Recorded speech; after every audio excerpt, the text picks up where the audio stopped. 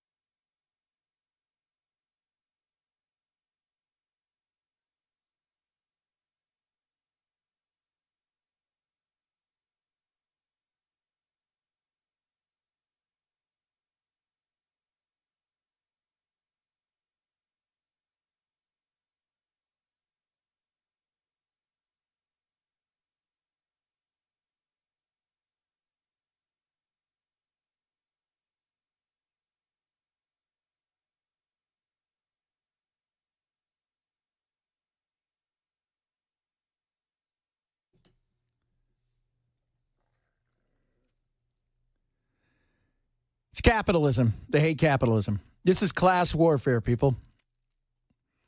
This entire situation with this killer who, for whatever reason, again, we still don't know his defining reason of why he did, why Brian Thompson, why this guy. But capitalism is it. This is a class warfare. It's what they want. That's how you get, we talk about communism and all this kind of stuff. Yesterday we did a thing with Jonestown. In those last tapes, he talked about this is how the communists die. This is the way us communists are supposed to die. Us socialists are supposed to die. It has to be destruction. That's what they're after. They're not interested in anything else. They feel they have to tear the system down. You're a 24-year-old, 25-year-old. You're disillusioned, right? You've come out of school. You're $100,000 in debt. You've been indoctrinated to one of these factories of insanity. You've been told all the while, by the way, you're upper middle class. Chances are you're white upper middle class.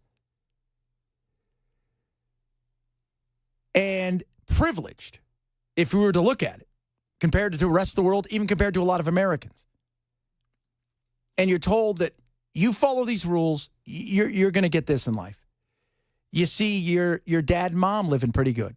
You see grandma and grandpa have it okay. You can't afford anything. Life is zipping by. You're angry. You're online. You've got all this debt. You've got all these things going on. And you're looking around going, it's somebody else's fault. It's capitalism's fault. They were right at school. It's capitalism's fault. This is an issue. We got to destroy capitalism. We have to tear it down. That's what this is about. All of this stuff that, the healthcare industry, and trust me, man, it is a giant mess. We're going to go through it a little bit later on, in a deeper dive into the financial side of it, how they look at people. But it is capitalism that they're after. It's about the oppressed. They think everybody's oppressed. But they're also angry because they were sold a bill of goods. They thought they were going to come out. We did everything right. I went to school. I got good grades. I went on to college. I got this. I got that. I did all the things right. And yet I can't afford a house. I'm back with mom and dad. I'm living with 5 roommates. I've got a job that's sucking my soul. I thought I was going to be a manager by now. I thought I was going to be this. They thought there was a promise of something if they followed, in their mind, the rules. And now they're looking around going, no, there's none of that stuff. We've been sold a bill of goods.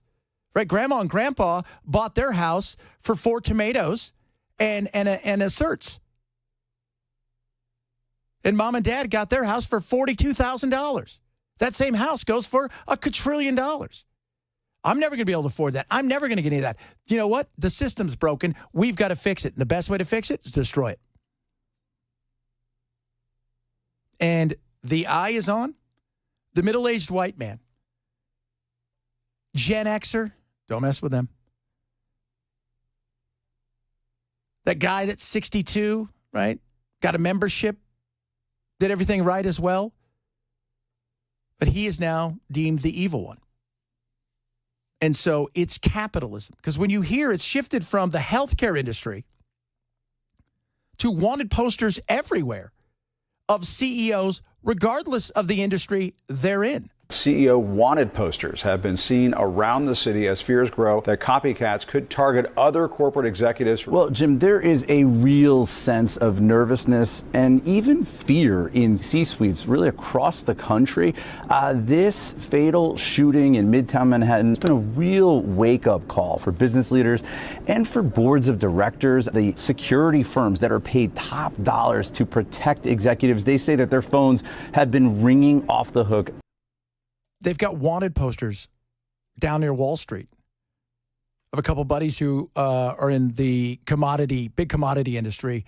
And they were like, this is crazy. This is nuts.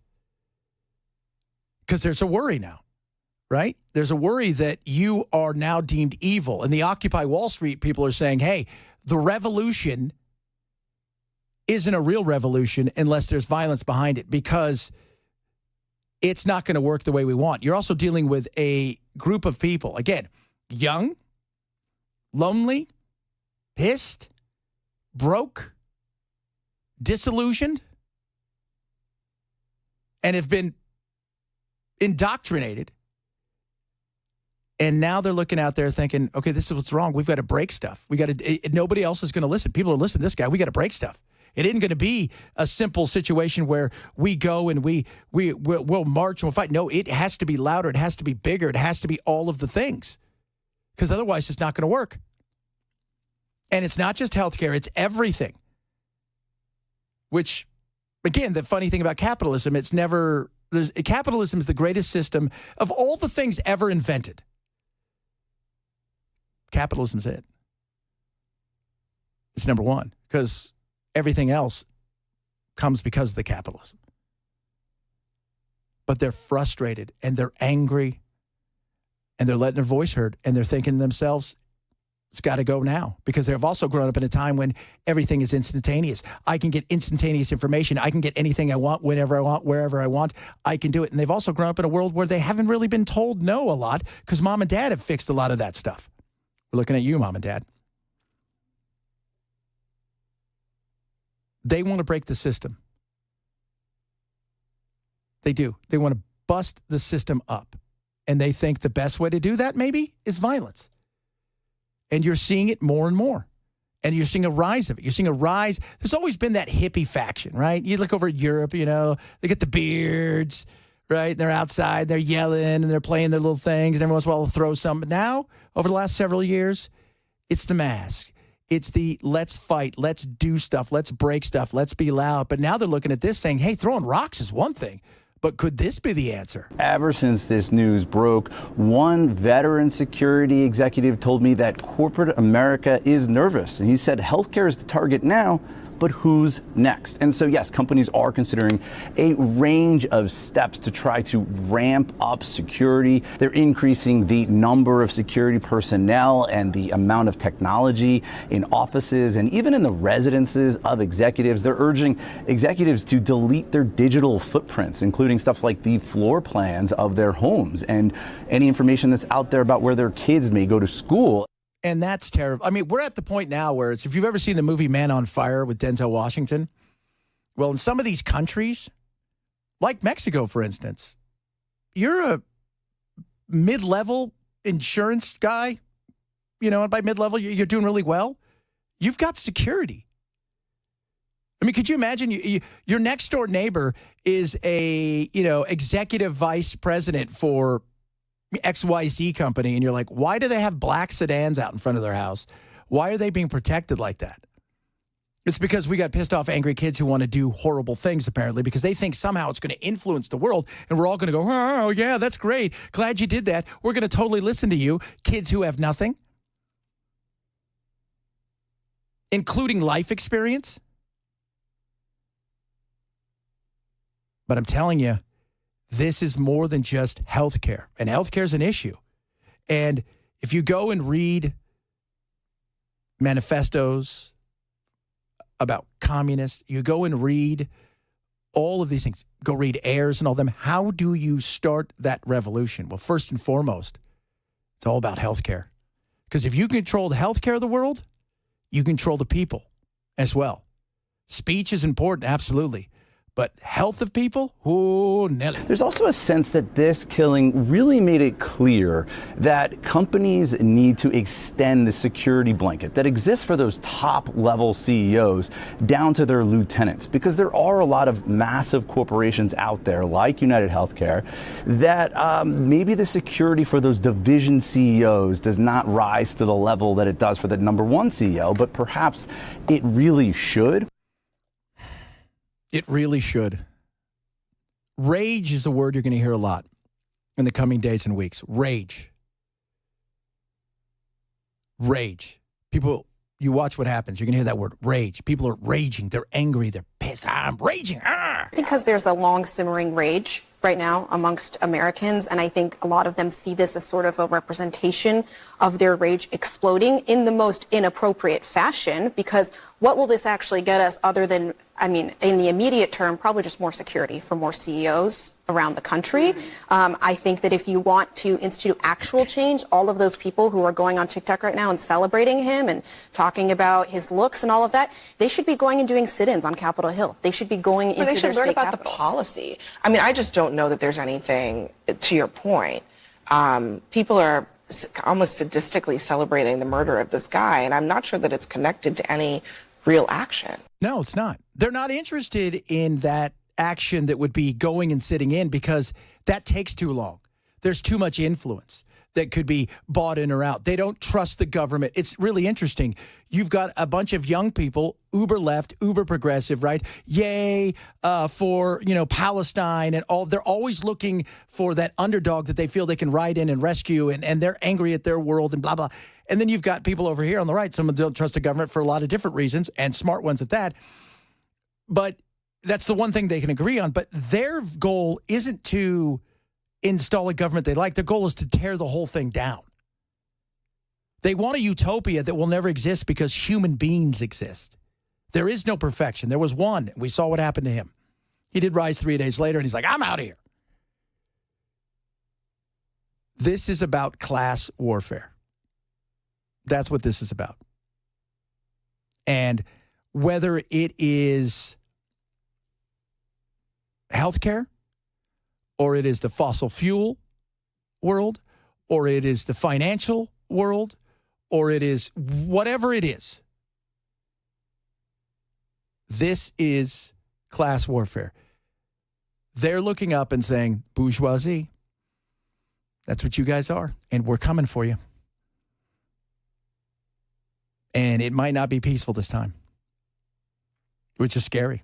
My name's Chad Benson. I am in for Chris, who is in for Dan. Dan will be back tomorrow, what we're being told, and everything will be back to normal. By normal means, I'm filling in tomorrow for Matt, who will then fill in for Brian.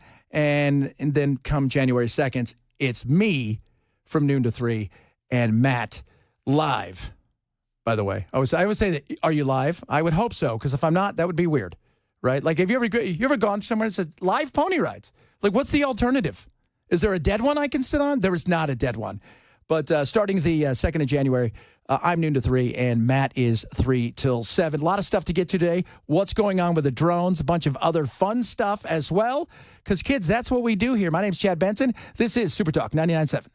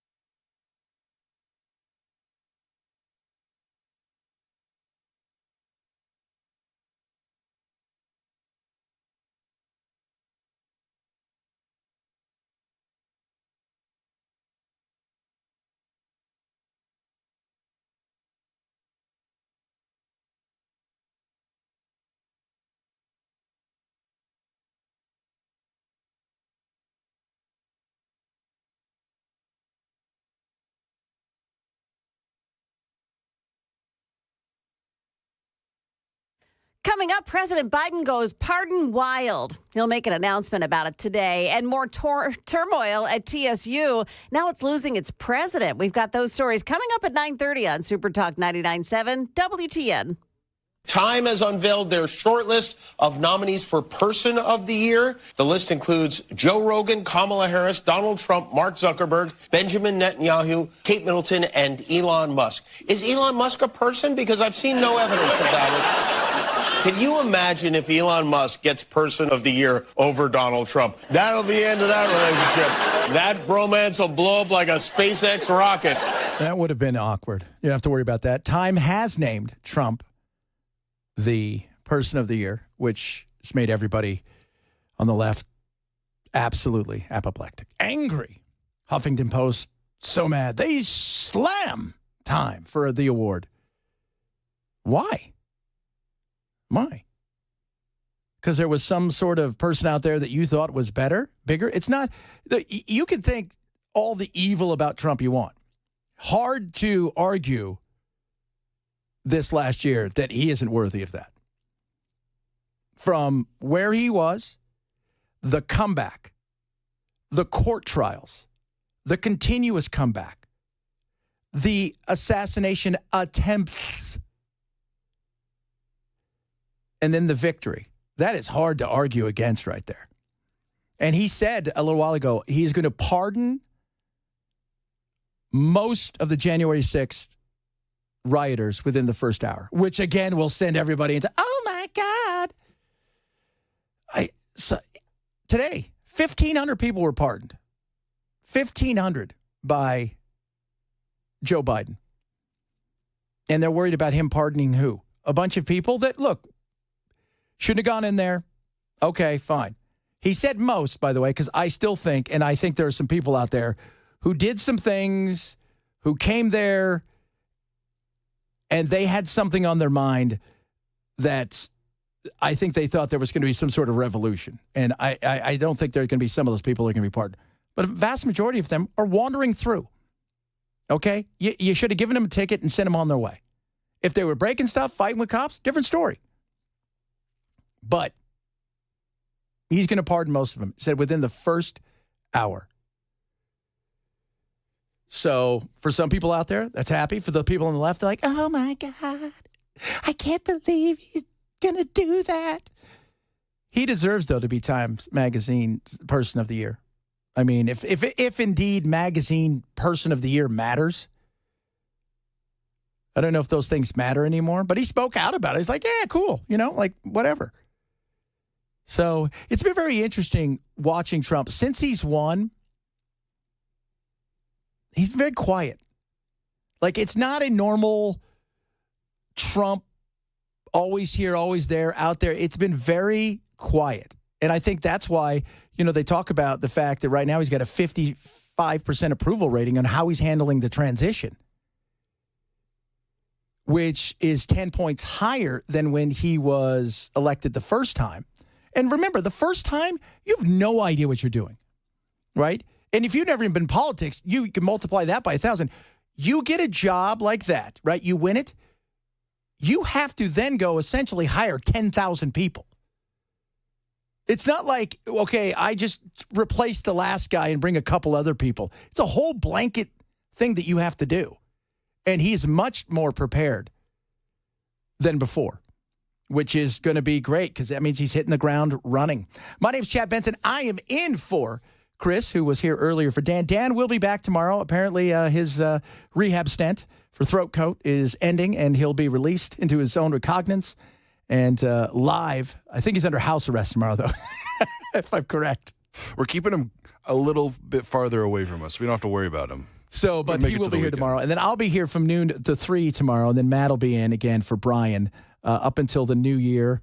Brian is off Monday, Fridays. I am in for Matt. And then at the start of the new year, you get me from noon to 3, and then Matt from 3 till 7. A lot of stuff still to get to. Plenty of fun stuff. And, of course, those drones. I don't know if that's fun. Could be awkward. Here's my question to you guys out there. Aliens or adversary? Maybe a third ally? Oh, we got 3 A's there, like AAA. Chad Benson, Super Talk, 99.7.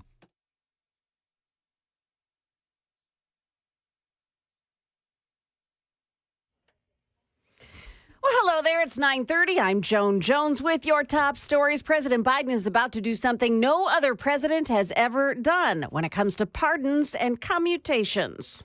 President Biden announced today he's issuing pardons for 39 people who he says were convicted of nonviolent crimes and have, quote, shown successful rehabilitation. The president also commuted the sentences of 1,500 people serving long prison sentences, many of whom he says would receive lower sentences if charged under today's laws, policies, and practices. These commutation recipients have been serving at home for at least 1 year under COVID-era legislation. The White House signaled the president would take further action like this in the coming weeks to provide, quote, meaningful second chances. Karen Travers, ABC News, Washington. The Tennessee State University interim president has now resigned. Ronald Johnson writing to TSU staff saying it's become apparent that there is a fundamental difference of perspective with the board on how to best move this institution forward.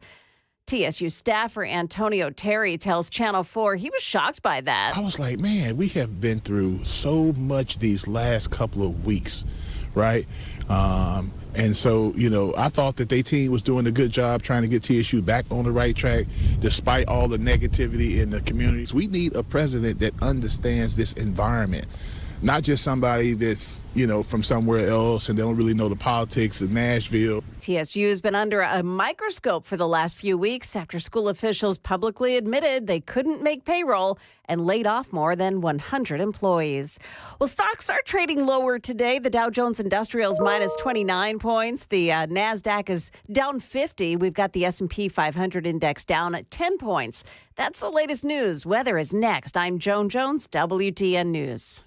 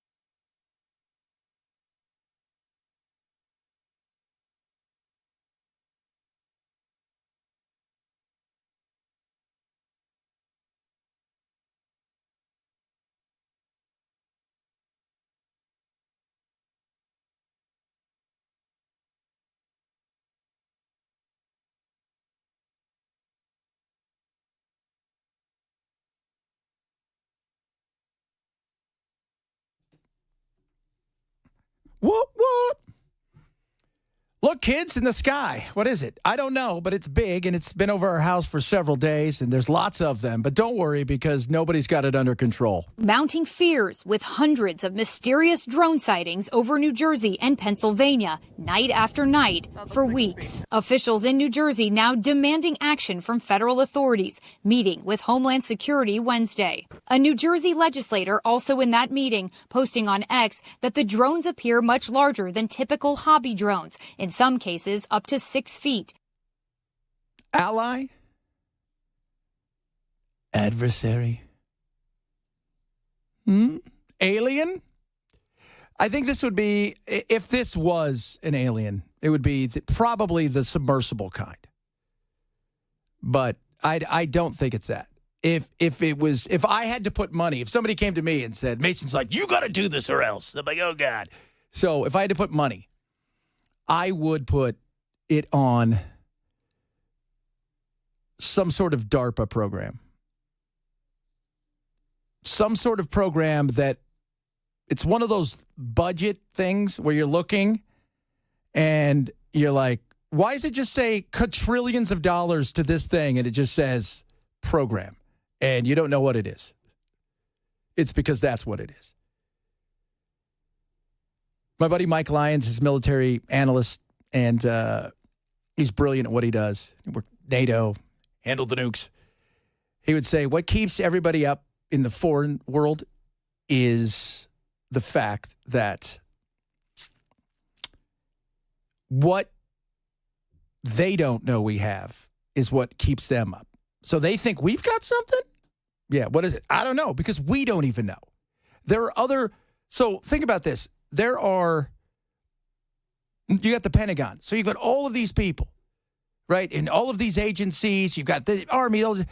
They don't know what we have in some of these programs. They're so far out of the loop in some of these programs that you know, they're just told, look, something's going to happen overnight. Just don't do anything. That's all you guys need to know. Is it ours? Plausible deniability. That it's not, even though we paid for the whole thing. And that's where, because a lot of people are asking, how is this thing flying over? And there are a lot of them, by the way.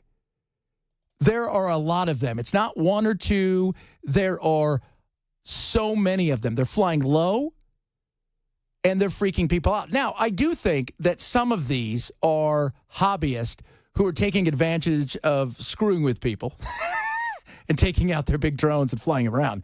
But for the most part, I think that some sort of program that we have that we're testing out. My responsibility is for the American people to have full disclosure. That doesn't mean we tell them military secrets. But when you have something the size of a Chevy Suburban hovering over your backyard, and these reports are real, and they don't deny them. The Pentagon doesn't deny the reports. Nobody does. There's something going on here. And we can't tell all of our secrets. Again, I want transparency, but I don't want to be ridiculous. But some of these things are so crazy. You know, there's some of these stuff that some of the stuff we use today that we're like, this is amazing. That came from DARPA. It didn't work for this, but check this out. It's got practical uses. We can use some of this stuff. But there's guns that see through wall. There are bullets that go around like the corner. I mean, they've got the cloaking devices that work. I mean, it's the kind of James Bond stuff that is awesome. That's what I think it is. Now, what I would like it to be, I don't want it to be adversarial, but I wouldn't be bummed if it was aliens. Because the minute aliens come down, all bets are off. Just what are you going to do? I mean, you just realized how insignificant we are. And the hubris, I still think to this day, the hubris of us to believe that we are the only ones is crazy. I just don't think so. Although some people, Jeff Andrew, New Jersey, he thinks it's adversarial. I'm going to tell you the real deal. Very high sources, very qualified sources, very responsible sources. Iran launched a mothership probably about a month ago that contains these drones. That mothership is off the east coast of the United States of America. They've launched drones, is everything that we can see or hear. And again, these are from high sources. I don't say this lightly. Now, he's walked that back a little bit and said, well, it might be. It's not possible. Iran does not have that technology. They don't. They don't have that technology that is available for that. And they would have to be so close. And one of the other things you have to think about is the shelf life of the battery power to run the stuff that they're talking about. It's just not there. It isn't. And are we really going to let Iran get that close? Well, I mean, it is the Biden administration. But you know what? I figured some guys in New Jersey be like, what's going on out here? You guys can't be out here. But I don't think it's that. This is a former sergeant major in the Army talking about, what these things might be. And he's worked with drones and where we're going. Because let me tell you something, AI and the drone world is going to change warfare like never before. If you think about it, today's modern drones, they really can fly for at best about an hour, depending on the type, depending on the level. And a lot of these things are being tested right now. You're testing the systems, you're testing the batteries, you're testing communication, the propulsion systems, the stealth technologies, and the sensors, which are the most important thing. The drone is just a platform. It's what are you putting on that drone that gives it a capability for someone, whether it's an adversary. So to have a ship off the coast and to be able to fly in an hour, about an hour stay time, persistent stay time is what we'd call it, would be a very tough thing. So whether it's so I would discount the ship. Yeah, I discount that as well. I just don't think they have the staying power. Iran's not that advanced. Iran doesn't have, you could be friends with China. Here's the thing about China. Everybody, because of the size of China and the fact that they're always posturing, everybody thinks that they're this global power that is on par with us. They're never going to be on par with us. It isn't going to happen. We're 15 to 20 years ahead of them in just about everything. And you'll hear, oh, no, we're not. They're right behind us, our military. No, we're not. We're far ahead of them. On top of that, our economy is our biggest weapon when it comes to them. And they're never going to catch up to us. A lot of people thought a few years ago they were going to, and they're not. And then the big thing is, and it's a problem for us too, is they have no population growth. They're dying out. So it's not China. China doesn't want any part of this in reality. It's us. That's what I'm going with. Again, I would like it to be aliens because I just think it would be interesting. How would the world react? So Mason, here you are. You're a young kid. 26, right? I think you're double your age. I like to think I'm young. Aliens come down. What would you think? Oh goodness, puts me in a weird spot because I don't know. I can hardly deal with going out of my way to have a conversation with the people that I bump into on the street. I don't know if I'd be able to deal with extraplanetary people coming down and trying to start a conversation. No, but what would you think? Are you, because I'm of the opinion that the hubris of us to think we can't fathom how big space is. We could see, what is it, 2 trillion, stars and universes, and that's all that we can see, and beyond that, we can't fathom there would be anything else. Yeah. Especially if they are on the outreaches of what is our universe or whatever, to choose to come to our little planet here is what baffles me. So if there is life out there, why come here? Because I feel like we're the trailer park of the space. Yeah, because we haven't even. No, because we're like slugs. We're like slugs. Yeah, we're still just now starting to stand up and walk kind of thing. Essentially. Yeah, because if you were going to get here, unless it's interdimensional, which is always a possibility as well, but it is, we're kind of sludge. We're comparatively to where, you think about, and we've come a long way. Think about this. At the turn of the last century, most people didn't have electricity. Yeah. So the 1900s, most people didn't have electricity. There was very little, any kind of combustible engines that were working, that mass transit and cars and anything. And from there to 1970 with space. Yeah. was like, we've just seen our own moon, and Yeah. we're just now thinking about going to another planet. If other people are coming to see us, we are the bottom of that barrel. We are the bottom of the barrel. Actually, for space exploration. Yeah, he gets it. So why? Why come see us? I mean, Netflix is pretty cool, but like, I don't see. We've I had don't that see for another years. reason. Exactly. So it's interesting though, but I don't think these are anything more than us testing stuff out. And there's a great documentary out about AI. I think it's on Netflix, and it is about where warfare is going along with AI. And they took our best fighter pilot and they put him up against AI. And AI had never had done some testing, but it was going up against him. He won the first round, and he was on all the other tests, he was dead within seconds. And he said, nothing could compete with that. So imagine what that's going to be like in the future. Just crazy. It is. So our technology is getting there, but we're so far away, and we're not alone. That's all I'm saying. And I believe in God, but I also believe we're not alone. My name's Chad Benson. I'm in for Chris. He'll be back tomorrow in his regular time slot. I'll be on from noon to 3. Matt will be here from 3 to 7 tomorrow. And then again, starting January 2nd, the new year, you have me from noon to 3, and Matt 3 to 7 as Brian rides off in the sunset, but he'll still be around. Does everybody know that? He'll still be around helping us out, do things when needed. Some more stuff to get to. This is going to be fun. We're going to take up the debt world when it comes to the medical side of things, how crazy it is, and how bad it has become for us, the patient, by becoming a policyholder. We're also going to talk about immigration because San Diego's nuts, and they've doubled down on their craziness. This is Super Talk 99.7.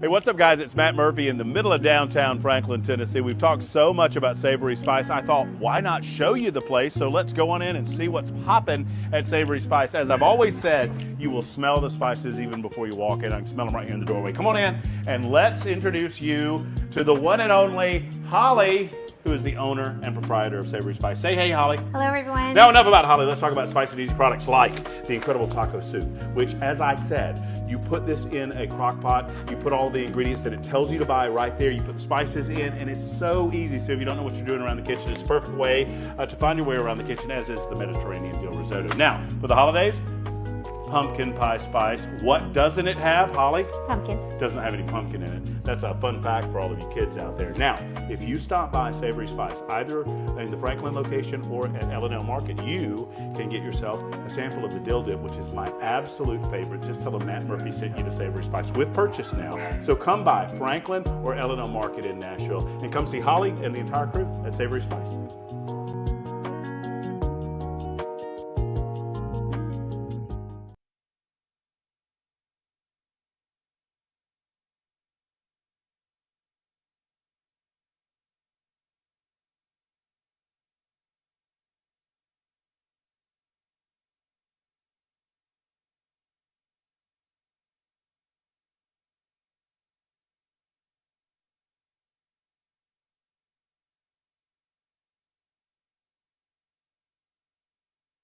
The guaranteed offer is the easiest way to sell your home.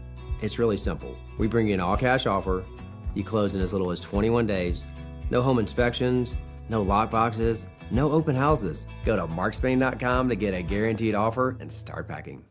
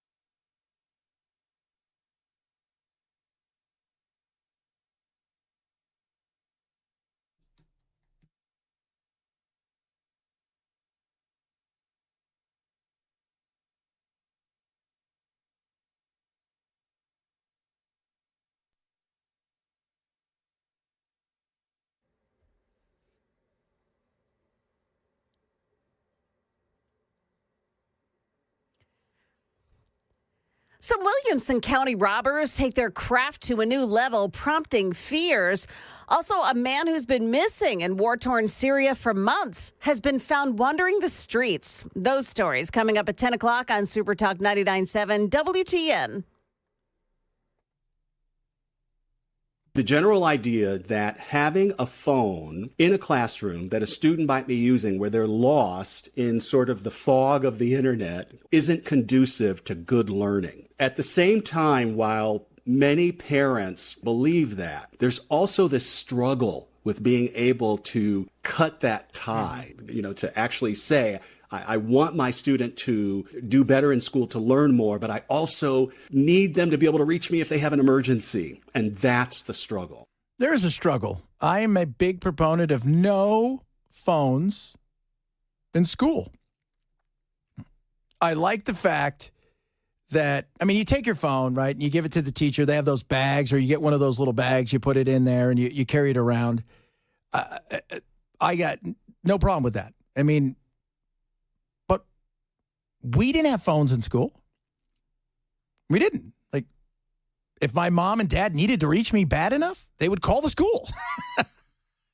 Right? So, and it's convenient. Let's be real. It's way more convenient this way. But the distractions and the schools across the country that are implementing this on a big level. And the one who really started it out in Florida said, look, here's the thing you notice. Yeah, the attention and the grades are improving big time, but what's really improving is in between classes, kids are talking. They're not looking down. They're spending time together. It seems to be less stress because there's so much societal pressure for these kids online. And, I like that idea. And I know the school my son goes to, he's got to put his little phone into one of those bags and carry it around. And, at lunch he can have it. But that's it. So I'm a big proponent of that because I think we have already too much distraction. Hell, us as adults, how many of you are watching TV at night and scrolling on your phone? Having a conversation with somebody and texting somebody? Not spending interaction human-wise that we used to spend with each other. It's too much. And I keep telling my kids, it's human-to-human contact, conversation, it's a lost art. Learn it, and you can go a very long way in this world until the aliens get here. Because once that happens, they're in charge. They'll tell you what we need to do at that point in time. My name's Chad Benson. I am in for Chris, who'll be here again tomorrow. Everything's back to normal tomorrow. With me, noon to 3, and Matt, 3 till 7, which will be the normal schedule starting the 2nd of January. Talk a little immigration. We're going to talk a little bit about medical debt and the expense of it and the frustration people have. A lot of other things to get to. Chad Benson in for Chris. This is Super Talk 99.7.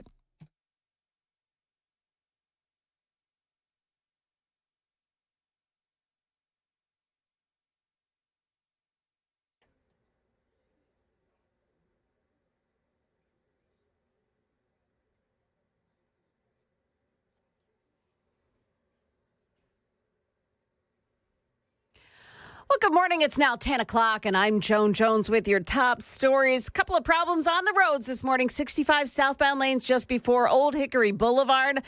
South the exit 74 there, too. Left lanes are blocked off by a crash. Also, 24 westbound at exit 64. That's Waldron Road and Laverne. We've got a crash blocking the left lane. We'll keep on those throughout the morning.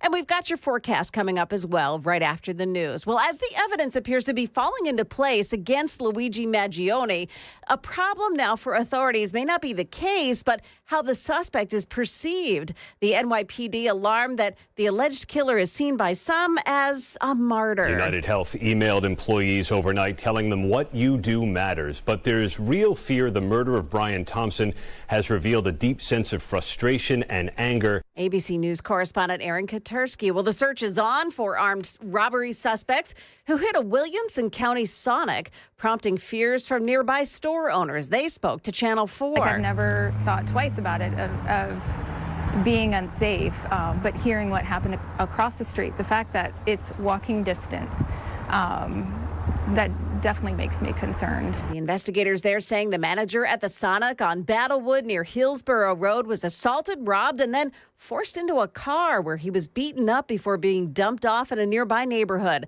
The victim required medical attention, but he is recovering at home. Country star Morgan Wallen's been cut a break in his chair throwing case. Charges against him have been reduced from felony counts to misdemeanors thanks to a filing by his attorneys. That case will be heard tomorrow in Davidson County. Wallen tossed a chair from the top of Eric Church's bar Chiefs in April. It landed just a few feet away from a couple of Nashville police officers on foot patrol. Metro Nashville Police now have dedicated 2 police officers to patrolling the greenways in Nashville, and that's good news to some folks who spoke to Channel 4. Be happy to know they're out. My wife's out walking by herself or with her friends. I think folks who might not have the best intentions in mind might be dissuaded a little bit more, knowing that there's added police presence out and about. The effort comes 2 months after the death of Alyssa Lockett, who had been on a run at Mills Creek Greenway when she was attacked and killed. As more families look for their loved ones in Syria after the collapse of Bashar al-Assad's regime, a missing American has been found alive. ABC News chief international correspondent James Longman is in Damascus. He's calling himself Travis in the video that was given to me, and the United States believes might be Travis Timmerman, who went missing some 7 months ago from Hungary and has now found himself in Syria. Timmerman is 29 years old, told rescuers he spent more than 6 months in a prison before rebels freed him. He told CBS that he had gone to Syria on a spiritual mission 7 months ago, crossing over from Lebanon without permission. That's the latest news. Weather is next. I'm Joan Jones, WTN News. The guaranteed offer is the easiest way to sell your home. It's really simple. We bring you an all-cash offer. You close in as little as 21 days. No home inspections, no lockboxes, no open houses. Go to markspain.com to get a guaranteed offer and start packing.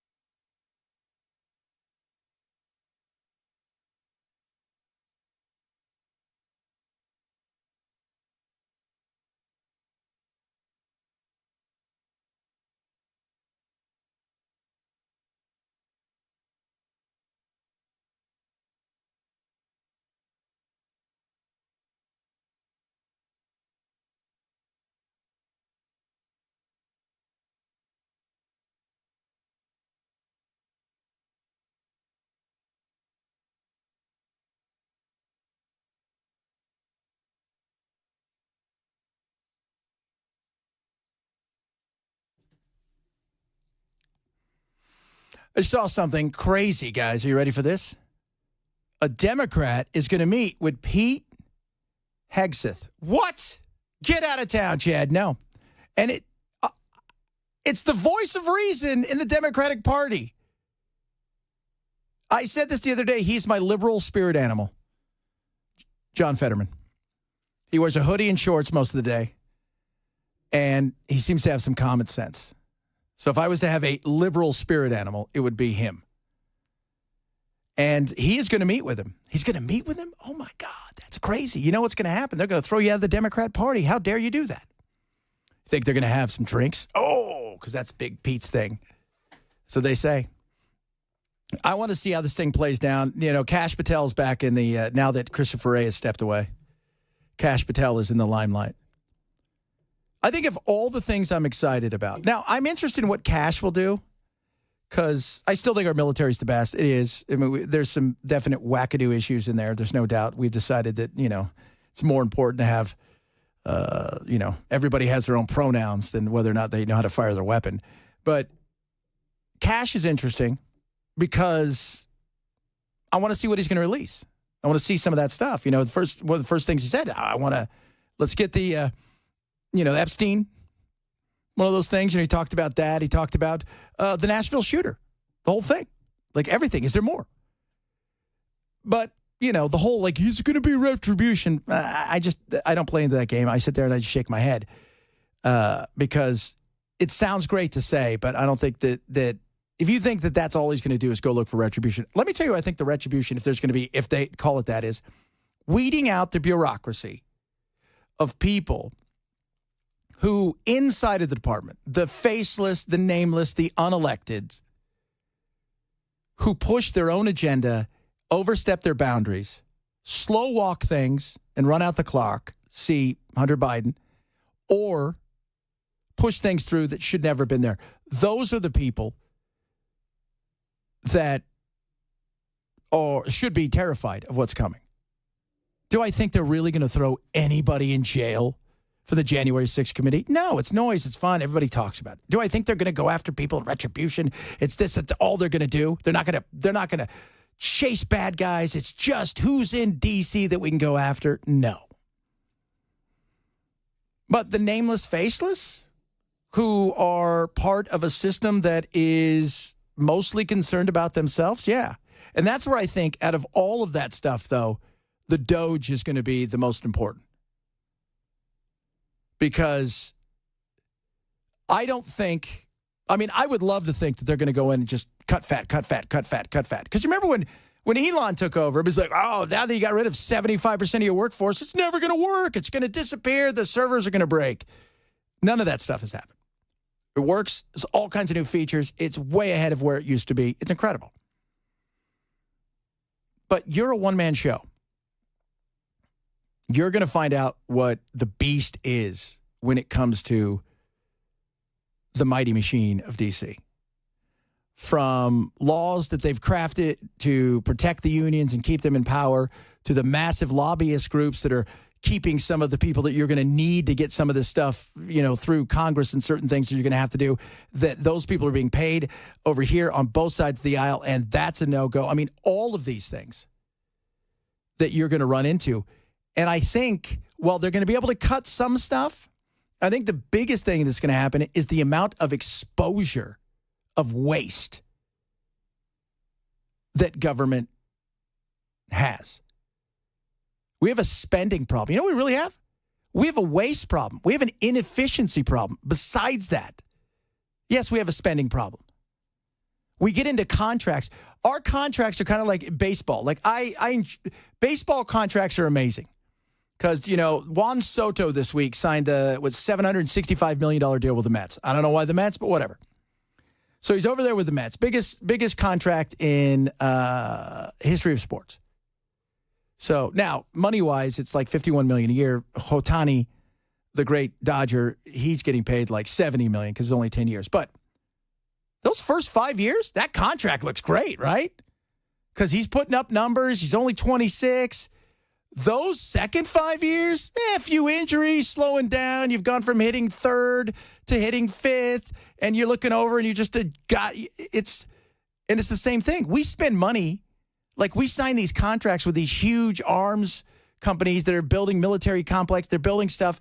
And hey, the first 3 or 4 years you're producing stuff, it's great. But by the time the 5th year comes out, we still owe you $1 billion, and you're building stuff that we don't need because it's obsolete.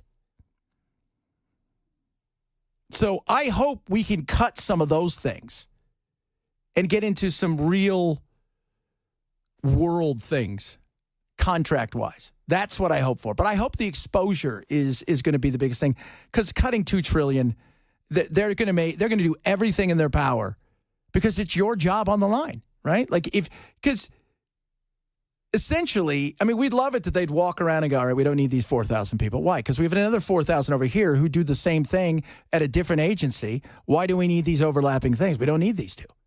And these guys and gals over here are more efficient because they're using modern technology. These people here, they don't even show up. They work out of their house. So that'll be interesting to see how that goes. Speaking of going, Trump getting some thumbs up. There's no doubt that the president is going to enter office with a little bit of a honeymoon. Take a look here. Donald Trump has a 55% approval rating. That's not normally a support level we see for him as it relates to his handling of the transition right now. 45% disapprove. Right now? Well, that's okay, because we're only living in right now. Compare this to 8 years ago when Donald Trump first won the presidency in November 16. At this point, he was at 46% approval of his handling of the transition. There's no doubt that the president is going to enter office with a little bit of a honeymoon. Which he never got. Normally, when you're a president, you come in, you get like 100 days, right? They always talk about that. They get that honeymoon. Trump came in, front page of the Washington Post, the day he was inaugurated. The march begins to impeach him. That was the day he came in. That's not a honeymoon period. It's anything but. And I think he's going to surprise some people this time because I think he's more put together in an understanding of what he's going through. Man, that first time, and I was talking to Chris about it earlier with Johnny B and Joan and them, that first time you become president, you're in a position where you've got to hire like 10,000 people. It's not, I'm just going to replace the other guy. We're going to move a few people here and there. And no, you're replacing so many people. Appointments here, appointments there, all of these. It is crazy. And you're not prepared for that. Even if you've been in politics for a long time, you're not prepared for that. And he came in and he didn't know, and he flew by the seat of his pants. It's much more put together now. So I think it's going to be a hell of a thing. I think he's going to roll in there. He's going to do a great job at that. Now, do I think all of his picks are going to get through? I don't know. But the fact that Pete Hegseth, which I think is looking more likely he's going to get through, and I think they're going to turn their focus on Patel. Because I think they look at somebody like Pete and go, all right, here's the thing with Pete. He's a military guy. He has been in battle. He has the respect. He can hire some people around him that will help him with the day-to-day minutia, but he can push forward his thing. I think they're more worried about Kash Patel. Because I think the thing is, I don't think Pete's going to go in there and unearth some crazy thing from the Pentagon. But I think they worry about Kash going in there and doing something that is going to upset their apple cart. And I think they're terrified by that. Because he might release some stuff that would really make them feel very uncomfortable and expose some things. And there's plenty of stuff to be exposed. I mean, I've always said this. We sit here and we talk, especially people on the left, as if government's the end-all to be-all. Here's the reality of government. They've lied to us forever and a day. They've kept secret files. I mean, the FBI itself, my God, Hoover, J. Edgar had so many files on people. I mean, it is crazy to think that, they're above reproach. They're not. Because they're human beings. They're worried about their job. They're worried about their next job. They're worried about their next appointment. They're worried about the opportunity for them to expand the role they have. They're worried about their pension. They're worried about all of those things. And so it's CYA yourself in that world. Crazy. It's going to be interesting indeed. Speaking of interesting, would you guys like a little ditty? Oh, you would? Fantastic. An office and a building and a person and a chair, and you paid for it all, though you may be unaware. You paid for the paper, you paid for the phone, you paid for everything they need to deny you what you're owed. There ain't no you in United Health, there ain't no me in the company, there ain't no us in the private trust. There's hardly humans in humanity. Way back in 77, Mr. Richard T. Burke started buying HMOs, putting federal grants to work, made 50 billion buckaroos. Last year, the Warren Buffett of health, and Jeff Bezos of fear. Now CEOs come and go, and one just went. The ingredients you got, bake the cake you get. But if you get sick, cross your fingers for luck, cause old Richard T. Burke ain't giving a It was a ditty, right? Like, I've got to be honest. It reminded me of, was that Oliver, Anthony Oliver guy? Kind of that, like, song he sang, the dude with the beard that everybody fell in love with last year about, inflation and everything. And that right there was about the HMOs. And we're going to get into it in a little bit because there was a guy that was on today, and I've read his newsletter a couple times, and his name is Wendell Potter. He was at Cigna Healthcare and blew the whistle on how they go about essentially denying you. And I know Matt and I got into it a little bit yesterday about healthcare because, he thinks everybody should just kind of be on their own. And I understand that. The problem is where we would like to be in the world of, over here, that's still just make-believe. In the reality is this is the thing that we have to live in. And the thing we have to live in is flawed and broken. And that started with Obamacare, and it's gotten a lot worse. And we're paying more and more than we've ever paid before, and yet we're getting further and further and further away from our health care. We're a number, we're a policy, we are a 4 minutes or 7 minutes that a doctor's in and out, may never even look up, and then on to the next one. And yet that cost how much? So we're talking about that. We got some immigration stuff as well. San Diego's lost its mind. Not a shocker. Reach out to us across all our social media. Make sure you're watching us on Twitch and everything else, and grab the podcast. We're available because the podcasts are cool, guys. I'm telling you. We got that podcast studio. When's that thing going to be ready, Mason? When are you putting that thing together? Just a couple more finishing touches before getting that thing out on the road. Okay, that podcast is pretty cool. It's pretty cool, man. I love the little hub in the middle for all the cables. I love the couch setup. It's got some cool lighting in there, the nice cameras. Yeah, it's going to be good. I'm It's gonna excited, be good. man. We're going to do good. Matt and I were talking about throwing down in there. It'd be cool, man. Sleeping in there. I don't know. It's going to be pretty cool. Yeah. It's great for naps when I'm doing best ofs. A lot of stuff still to get to. Like I said, immigration. San Diego's lost its mind. And we'll talk about the crazy way, billing, denial, what it's really all about with healthcare. Coming up in a bit. So much stuff to get to. I'm Chad Benson in for Chris. He's back at his normal time tomorrow. Super Talk 99.7.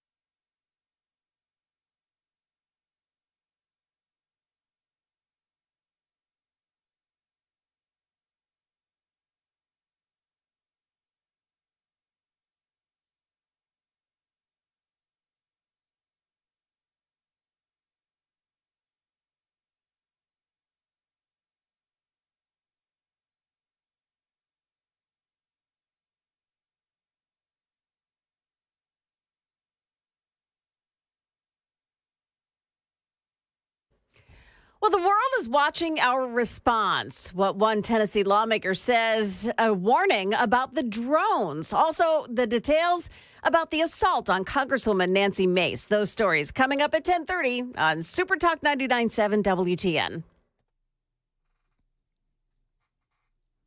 I have to say, Time Magazine getting this honor for the second time. I think I like it better this time, actually, but we did a good job. We had a great first term, despite a lot of turmoil. Donald Trump right there. He is Time Magazine's Person of the Year, which is send the left into a tizzy. Dear God, not again. You have to think about, like, all the stuff with him. You have to take it all. It's not, here's the thing with Trump. It's not a one thing. It is a everything. From trials, convictions, assassination attempts, presidential run, a victory. I mean, it's crazy. And if you would have thought January 7th, right? Go back. January 6th, all that stuff happens. Oh, my God.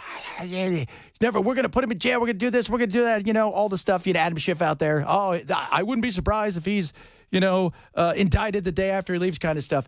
And then, boom, quiet for a while.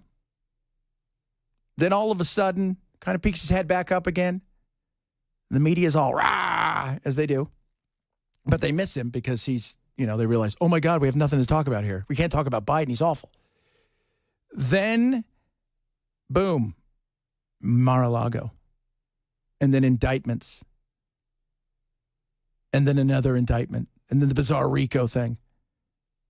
And then the trials. And then the running for president in between all of that. And then the campaign trail. And then the debate where he crushes Joe Biden.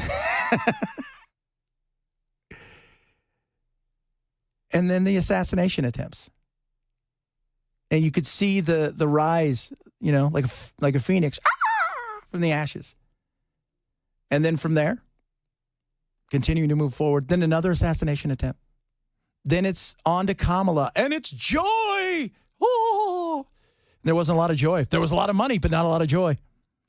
And then the victory.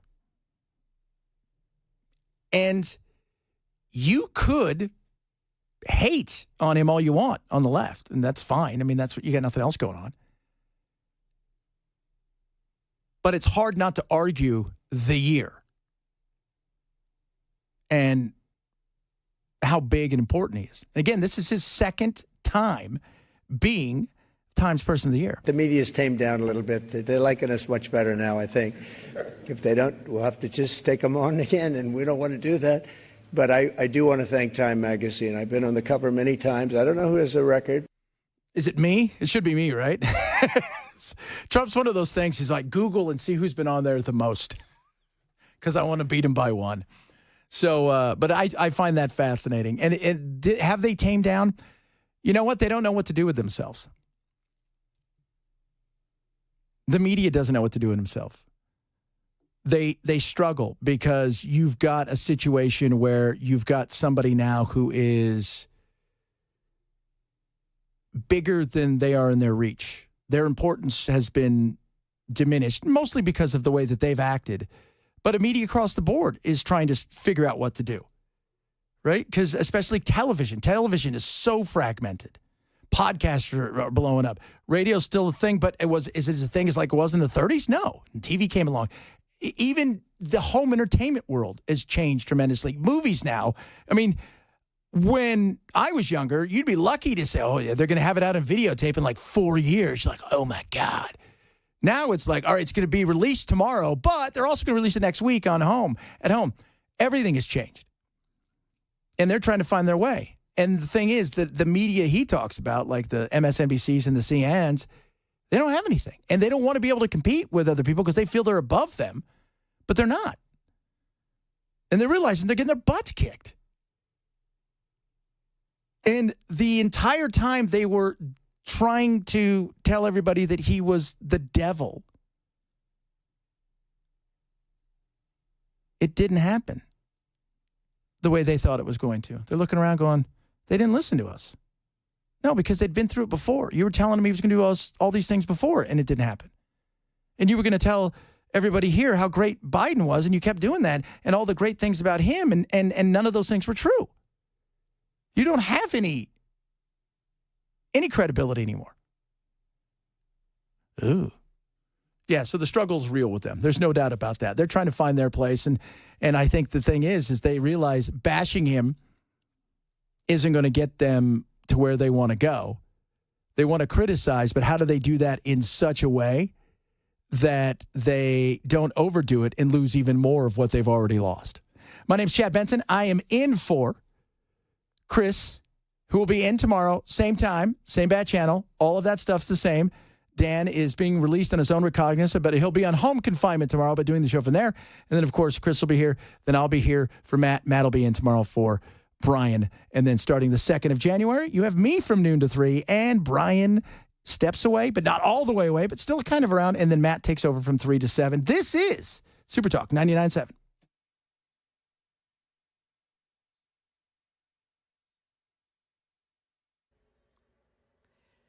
Good morning. It's 10:30 now, and I'm Joan Jones with your top stories. Breaking news just moments ago, the House has passed a bill that authorizes 63 new permanent district judgeships over the next 10 years, and 21 of them would be filled by President-elect Trump. Now, that measure is meant to relieve the burden of heavy caseloads for federal judges. President Biden released a statement earlier this week saying he'll veto that bill if it hits his desk. Well, lots of questions and very few answers as members of Congress grilled federal law enforcement and security officials yesterday over the spate of drone incursions over New Jersey and New York. The FBI saying it is actively investigating, but they don't know who is launching them. One lawmaker stormed out early, calling the hearing amateur hour. Tennessee Congressman Tim Burchett tells Chris Hand that it's embarrassing on a worldwide scale. I think what they're doing is a test, and we're failing that test currently. They're watching our responses and our limp-wristed response, and this White House has checked out. New Jersey Congressman Jeff Van Drew claiming the drones are being launched from an Iranian mothership anchored off the Atlantic coast. Well, we're learning that President Biden will commute the sentences of some 1,500 individuals and pardoning 39 others, making it the most pardons ever issued by a U.S. president in one day. And it won't be all. The president promises additional action in the weeks to come. The man accused of assaulting Congresswoman Nancy Mace at the Rayburn office building this week has pleaded not guilty to a misdemeanor assault charge. Mace says James McIntyre of Illinois approached her, shook hands with Macy, but with both of his hands, he yanked her arm up and down aggressively, saying trans youth deserve advocacy. Mace tells police he wouldn't let her arm pull away either. After the incident, Mace reports President Trump called her to check in. That's the latest news. Weather is next. I'm Joan Jones, WTN News.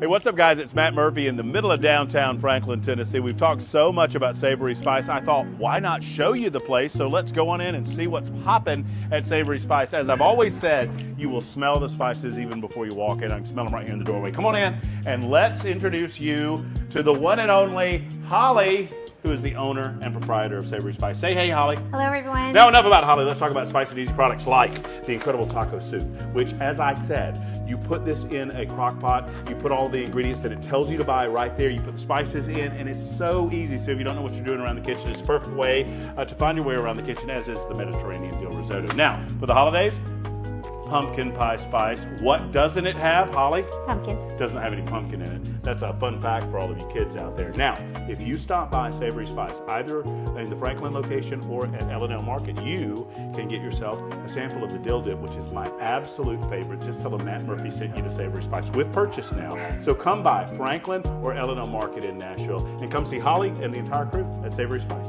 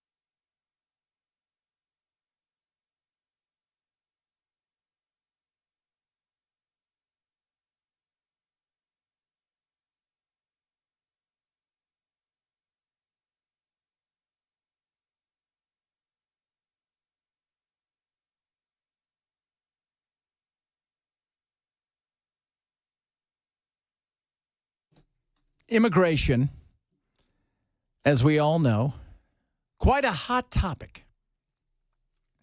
One of the things I said is going to happen is self-deportation. People who are worried that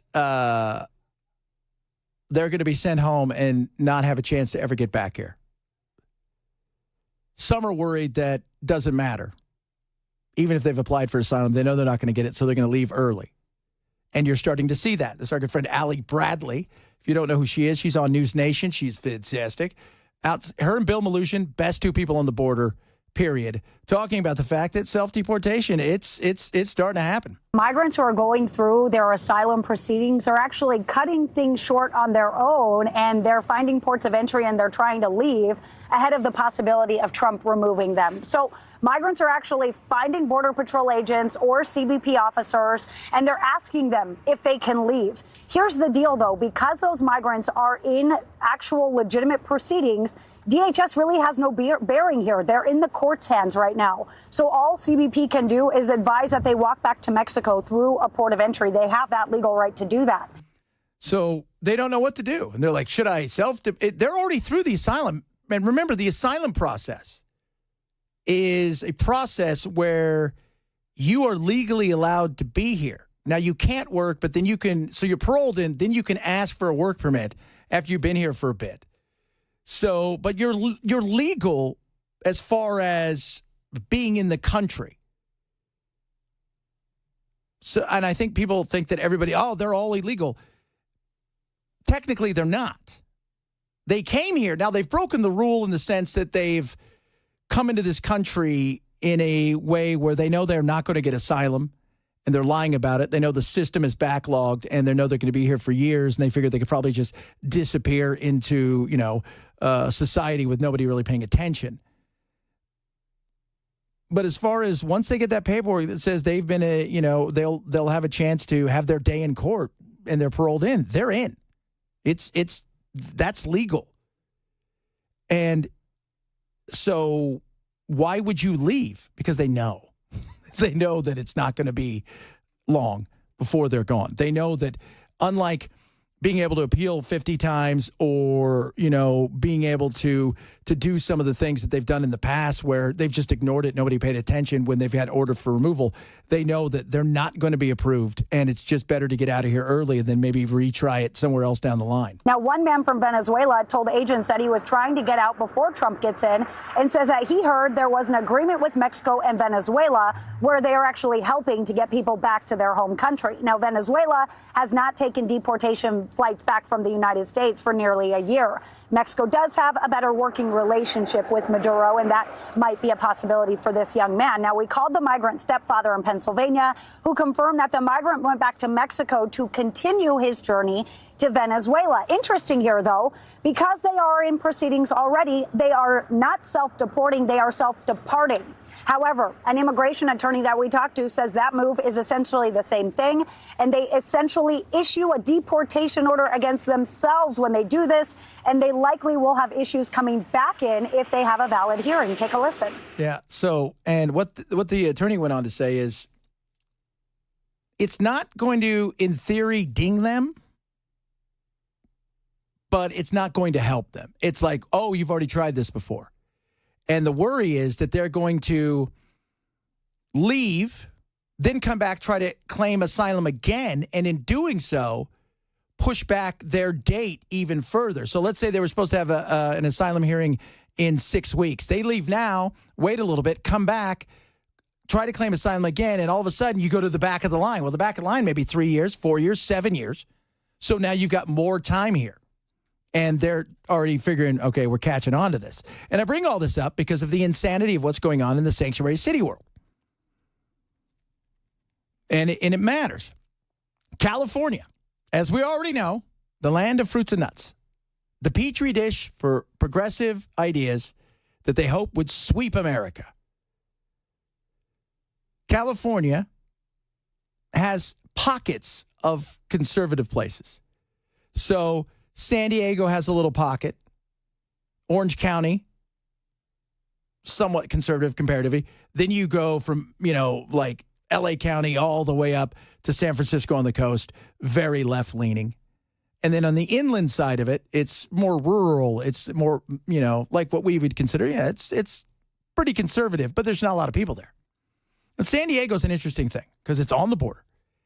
And this is a council meeting the other night because they're passing something that will essentially say, hey, we are prohibiting you guys from doing anything in the jails or prisons with ICE, even if those people have broken the law. They're here illegally. They've broken the law. You are prohibited from working with them. This policy goes beyond California's existing sanctuary laws by adding an additional layer of bureaucracy that hinders local law enforcement from directly notifying ICE about illegal immigrants who are currently in our jails, and they have committed heinous crimes, including child abuse or endangerment, possession of an unlawful deadly weapon, gang-related offenses, a crime resulting in death or involving personal affliction or great bodily injury, possession or use of a firearm in the commission of an offense, torture, rape, and kidnapping.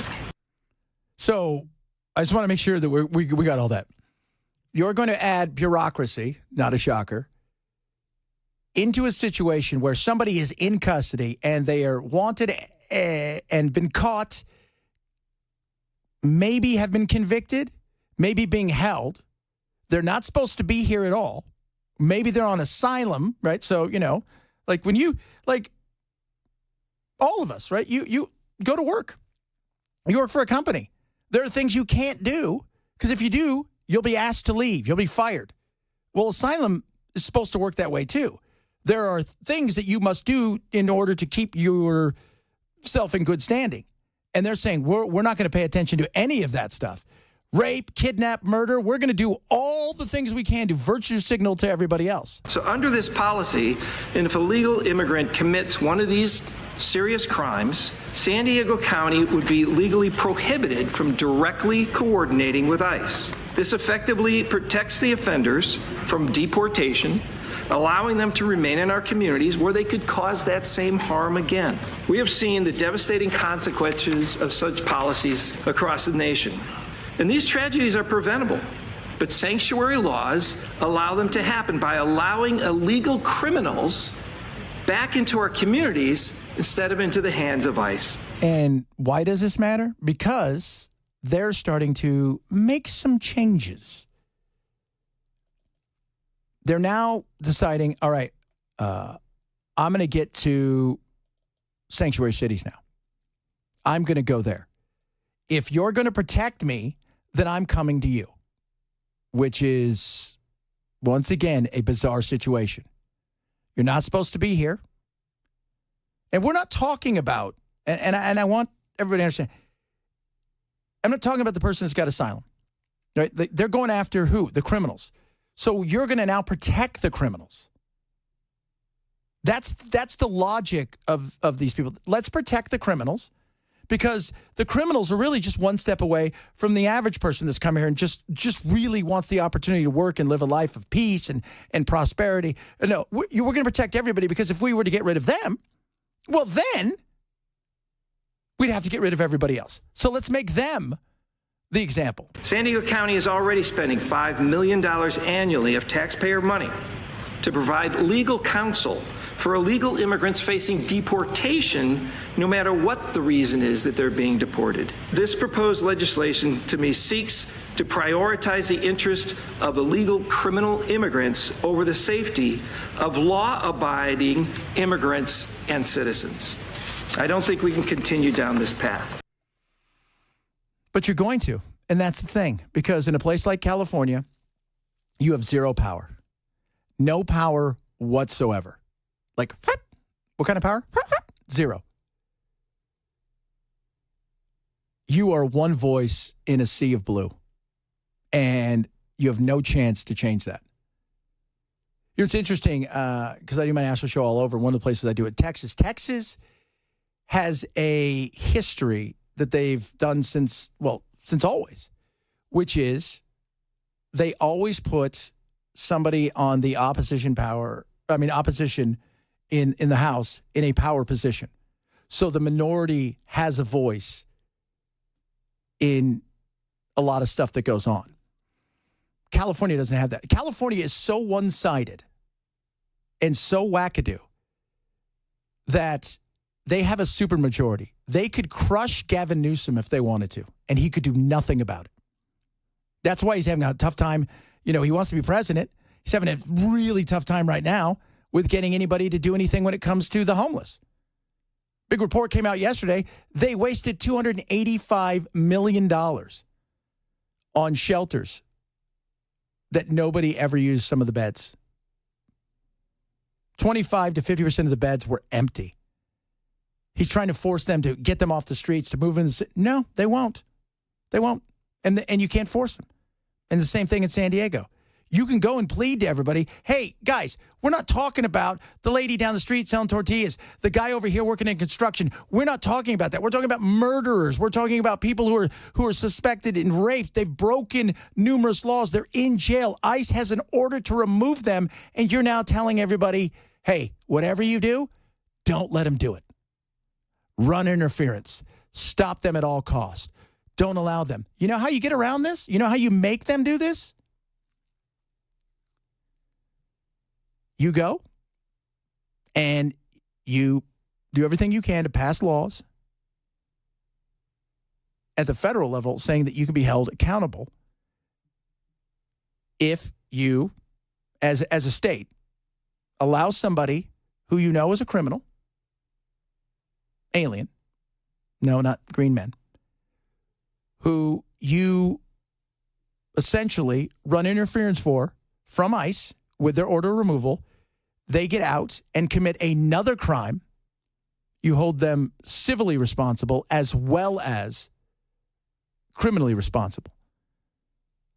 Because once the money starts to hit and people start to realize, oh, the decisions I'm making will have a major impact on potentially my wallet and my life, watch what happens.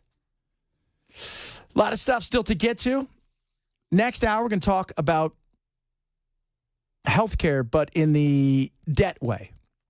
The massive amount of debt that people are incurring in healthcare is crazy. And the fact that we are in a position now where we're so upside down because of Obamacare. We've never been further away from our healthcare provider, kind of like with the world of technology, right? Like we're more connected yet further apart. We talk about that, a bunch of other things to get to. More on New Jersey as they're still trying to figure out, what is it? My name's Chad Benson. I am in for Chris Hand. Again, tomorrow, noon to 3 here for Matt. Matt in for Brian. And as somebody said earlier, text line, Brian's not really riding off into the sunset. He's more meandering. I think that's a good way to put it. It is Chad Benson right here at Super Talk 997.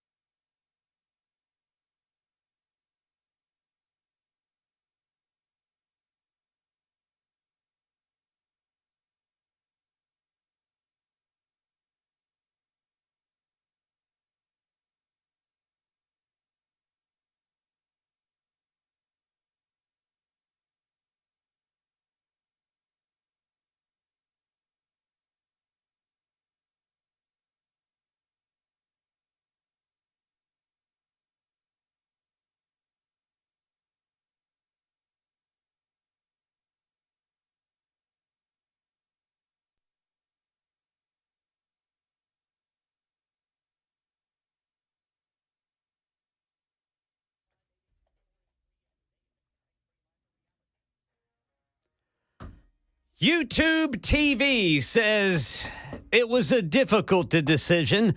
They understand the impact on customers, but they're doing it anyway. We'll tell you at 11 on Super Talk 99.7 WTN.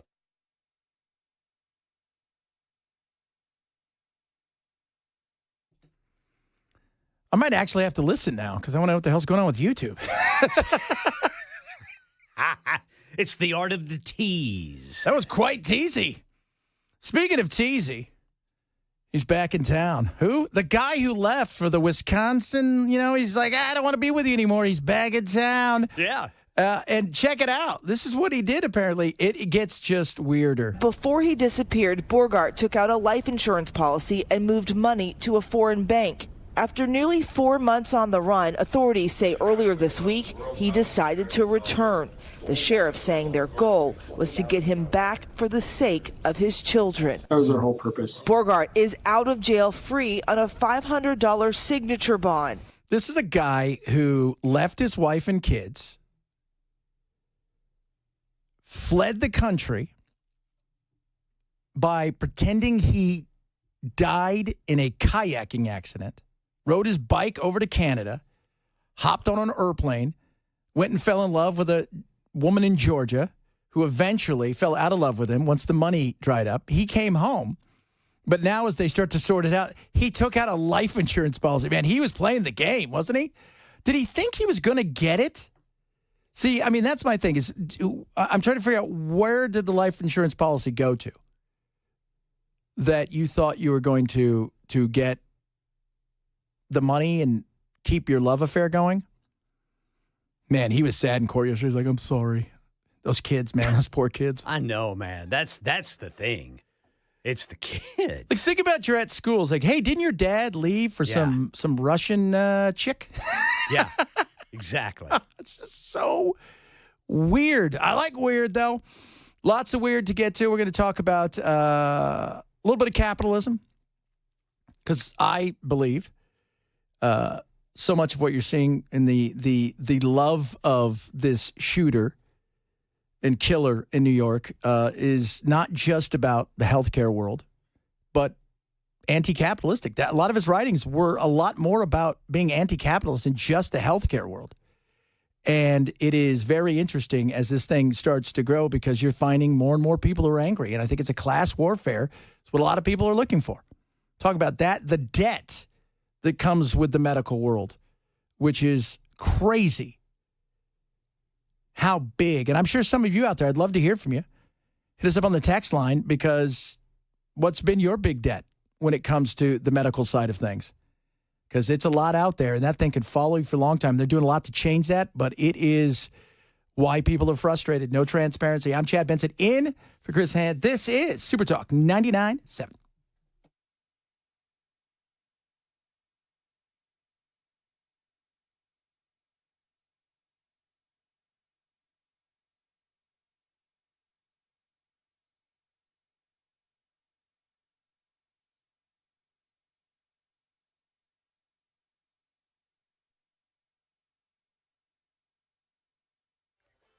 Eleven o'clock on the dot. I'm Ken Weaver with your top stories. And we've got the full forecast coming up in 5 minutes. YouTube TV just announced a price increase set to take effect January 13th. They're going to raise your monthly subscription fee from $72.99 to $82.99. In a statement, YouTube TV says to keep up with the rising cost of content and the investments we make in the quality of our service, we're updating our monthly price. Now, they acknowledge the decision was difficult, emphasizing their awareness on the impact on customers. Right now in our nation's capital, the House just passed a bill that authorizes 63 new permanent district judgeships over the next 10 years, 22 of which President-elect Trump can fill during his next term. Trump ringing the bell at the New York Stock Exchange this morning, celebrating Time Magazine, naming him Person of the Year for a second time. I have to say, Time Magazine getting this honor for the second time.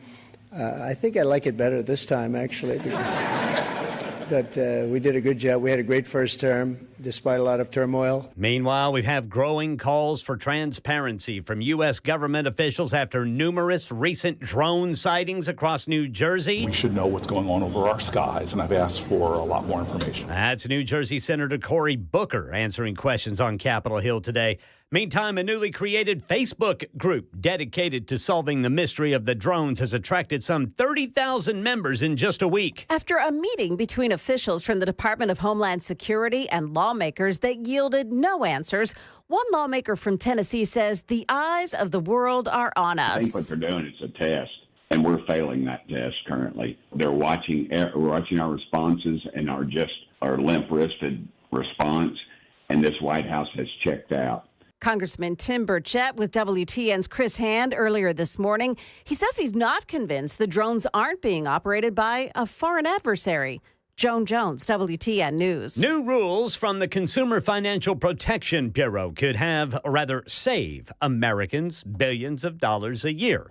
Most bank customers would only pay a $5 overdraft fee if they spend more money than is available in their checking account. Here's Elizabeth Schulze. Banks could still end up charging you more than $5, but if they do, you'd have to agree to those terms up front, like when you take out a loan. This change officially takes effect next October, though it could face legal challenges. The Banking Industry Group, Consumer Bankers Association, saying in a statement, the rule jeopardizes access to overdraft services and disregards bank-led innovations. That is the latest news. Weather is next. I'm Ken Weaver, WTN News. The guaranteed offer is the easiest way to sell your home. It's really simple. We bring you an all-cash offer. You close in as little as 21 days. No home inspections, no lockboxes, no open houses. Go to markspain.com to get a guaranteed offer and start packing.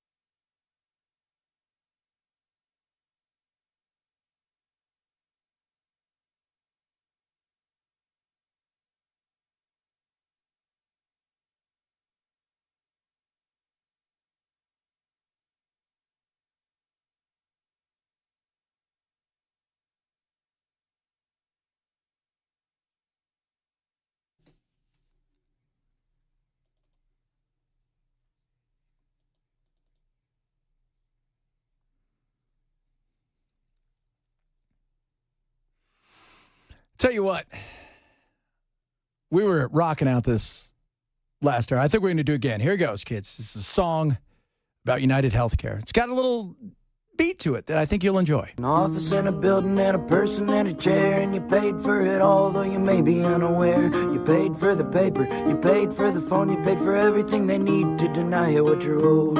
There ain't no you in United Health, there ain't no me in the company. They know us in the private trust. There's hardly humans in humanity. Way back in 77, Mr. Richard T. Burke started buying HMOs, putting federal grants to work, made 50 billion buckaroos. Last year, the Warren Buffett of help and Jeff Bezos of fear. Now CEOs come and go, and one just went. The ingredient you got, bake the cake you get. But if you get sick, cross your fingers for luck, cause old Richard T. Burke ain't giving a... Whoa. It's a little ditty and you can dance to it. Makes me think of that Robin Hood song from the old Disney animation. Yes. Yeah. Yes. He's on a little ukulele thing on the back Yeah. of like a Strumming through. Just strumming through. It is interesting. Medical debt is, and I asked you guys to send text about your worst medical debt. And some of you are, sending me story after story about, how much you got. And people are frustrated. People are angry. And I keep saying this is more about capitalism than I think people realize. They think it's just about medical debt. That's a part of it. And by people, look, all of us, rich or poor, we're all frustrated with something that has to do with medical side of stuff. But the middle, as I like to call us, the exhausted majority, right? We do the things we think are right. We do these things. We pay our deductibles. We do all of those things. And then you start to realize that a vast majority, it's not covered. Only a portion of it's covered, or some of this. And the next thing you know, you look up and you're like these people. I remember seeing a bill for $20,000 and it kind of, knocked you off your feet, knowing you had insurance and not expecting to incur those kinds of things. Unfortunately, like millions of other people, a $1,000 unexpected bill was not something I could afford. They're suing us for not paying, right? But they're also suing my husband. My husband never got services there. So they threatened that they could take our land and that they would garnish his wages if we didn't pay. When my daughter was first diagnosed, we were facing an unknown volume of debt. It turns out that Aspen's total cost of care was over $1 million. Over $1 million. You guys will learn something about me. My sister is a crackhead. So I call her. I don't know if she's really crackhead or anything. Meth. I don't know what her drug of choice was. She's had a lot of kids. And so I have a lot of little brothers and sisters, and my niece and my nephew. It's very weird, I know. My mother's adopted, and my mother and my aunt have adopted them. And so I've got like a 26-year-old sister all the way down to, are you ready for this? A soon-to-be 13-year-old little brother. Bubba, what's up? His name's Kenneth. I'm calling him Bubba. But my soon-to-be 21-year-old brother, his name is Spencer. Spencer, through no fault of his own, because of my sister and her wackadoodness, was born with so many problems that we can't even document. He was not supposed to make it through the night. Then he was supposed to never make it through the weekend. Then he was supposed to never make it through the month. He's turning 21. He's got cerebral palsy. Bad. Like he's a board. If I pick him up, he's a board. He's got a trach that he breathes out of. He's got a G-tube that he eats out of. He's never walked. He's never talked. My mother got his bill, like for the first month or two. For whatever reason, they sent it to the house. It was millions. Millions of dollars. Like I could never afford any of those things. No.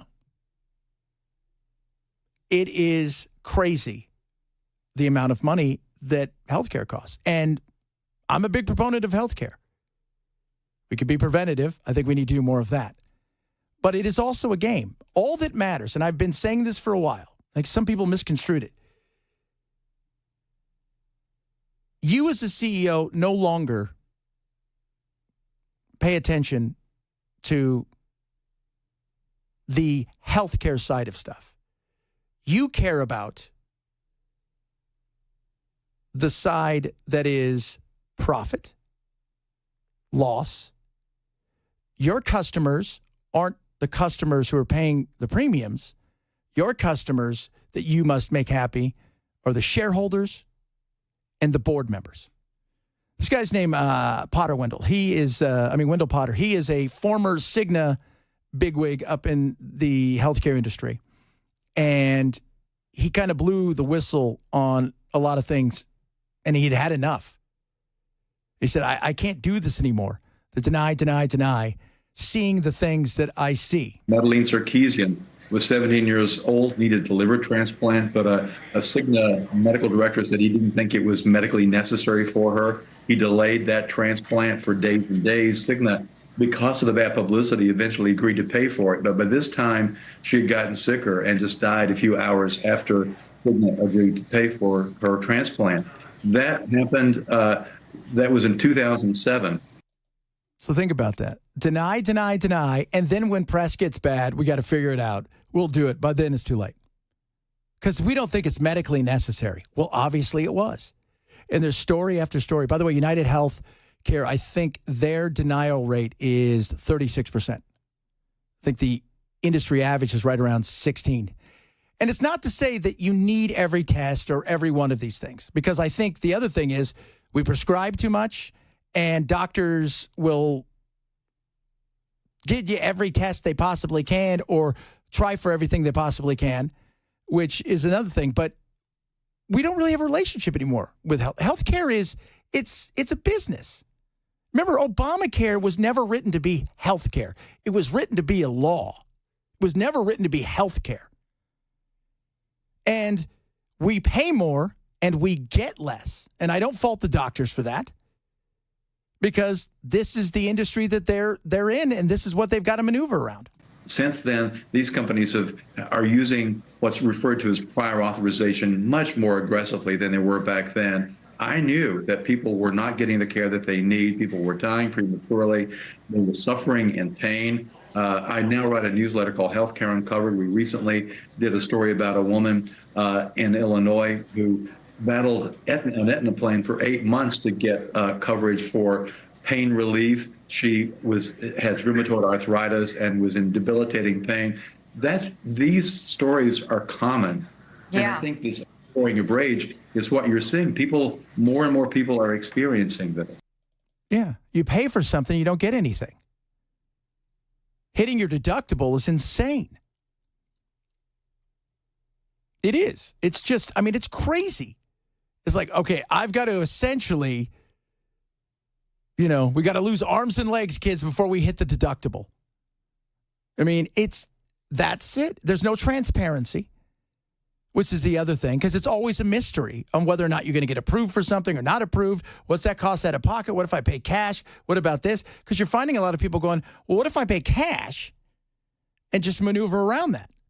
Well, then if you do pay cash, you maneuver around because they declined you, then you're going to have to figure it out. If you do have it, you have to go back to your doctor, and it's just all over the place. A common practice is one of the barriers these companies have erected to enable them to enrich their shareholders even more. Referencing that investor day that United was holding the day of the murder. That is the stakeholder that is most important to these companies, the shareholder and Wall Street financial analyst. And there it is.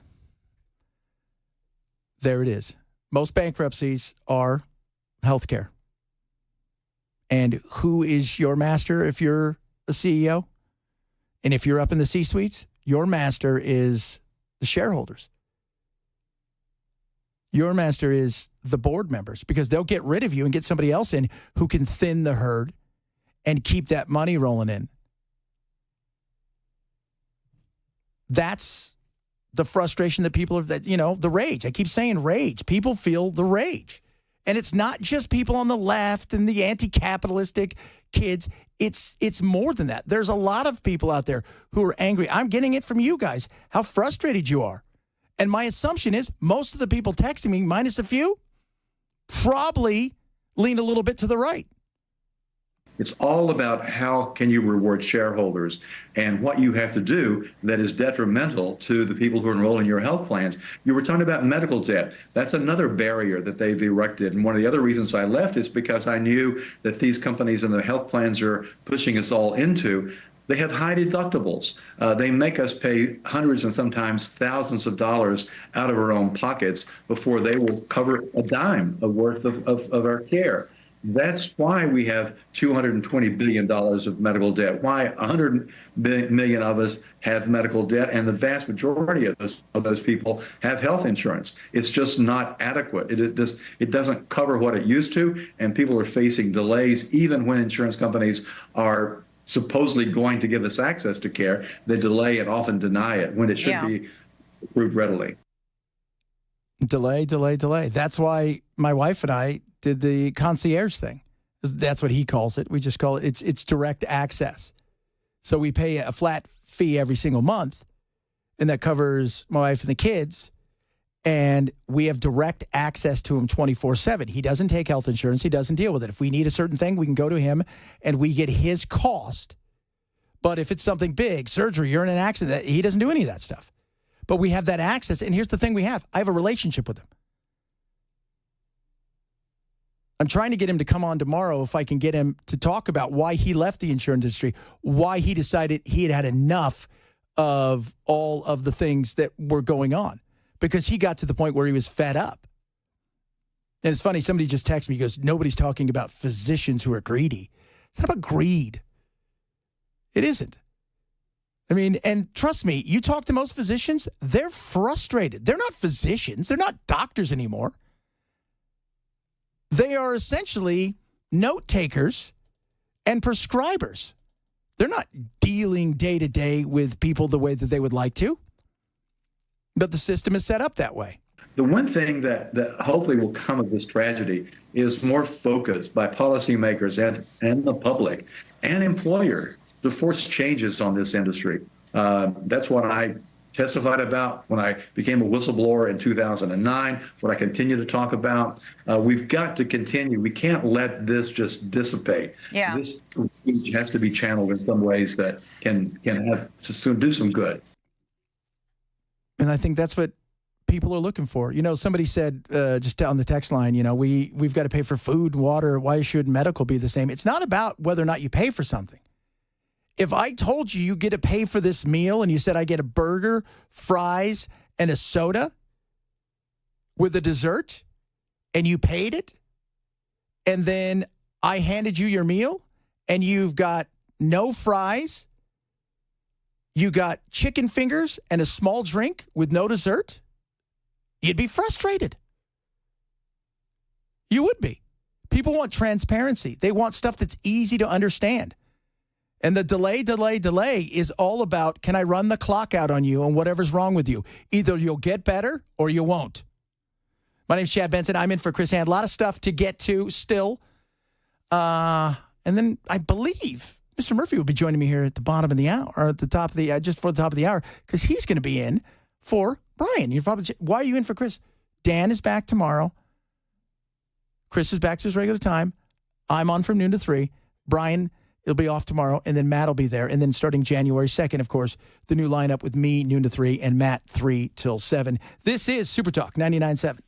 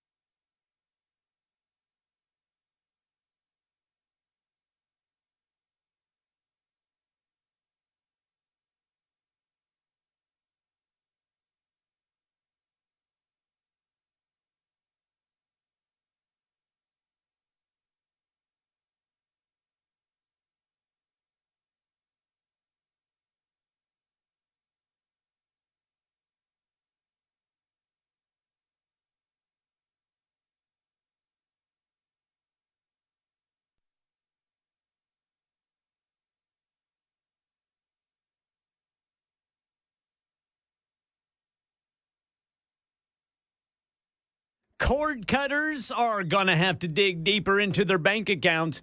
New details about that Wisconsin man who faked his own death, and Nashville firefighters responding to a house fire get delayed by a train, coming up at 11:30 on Super Talk 99.7 WTN.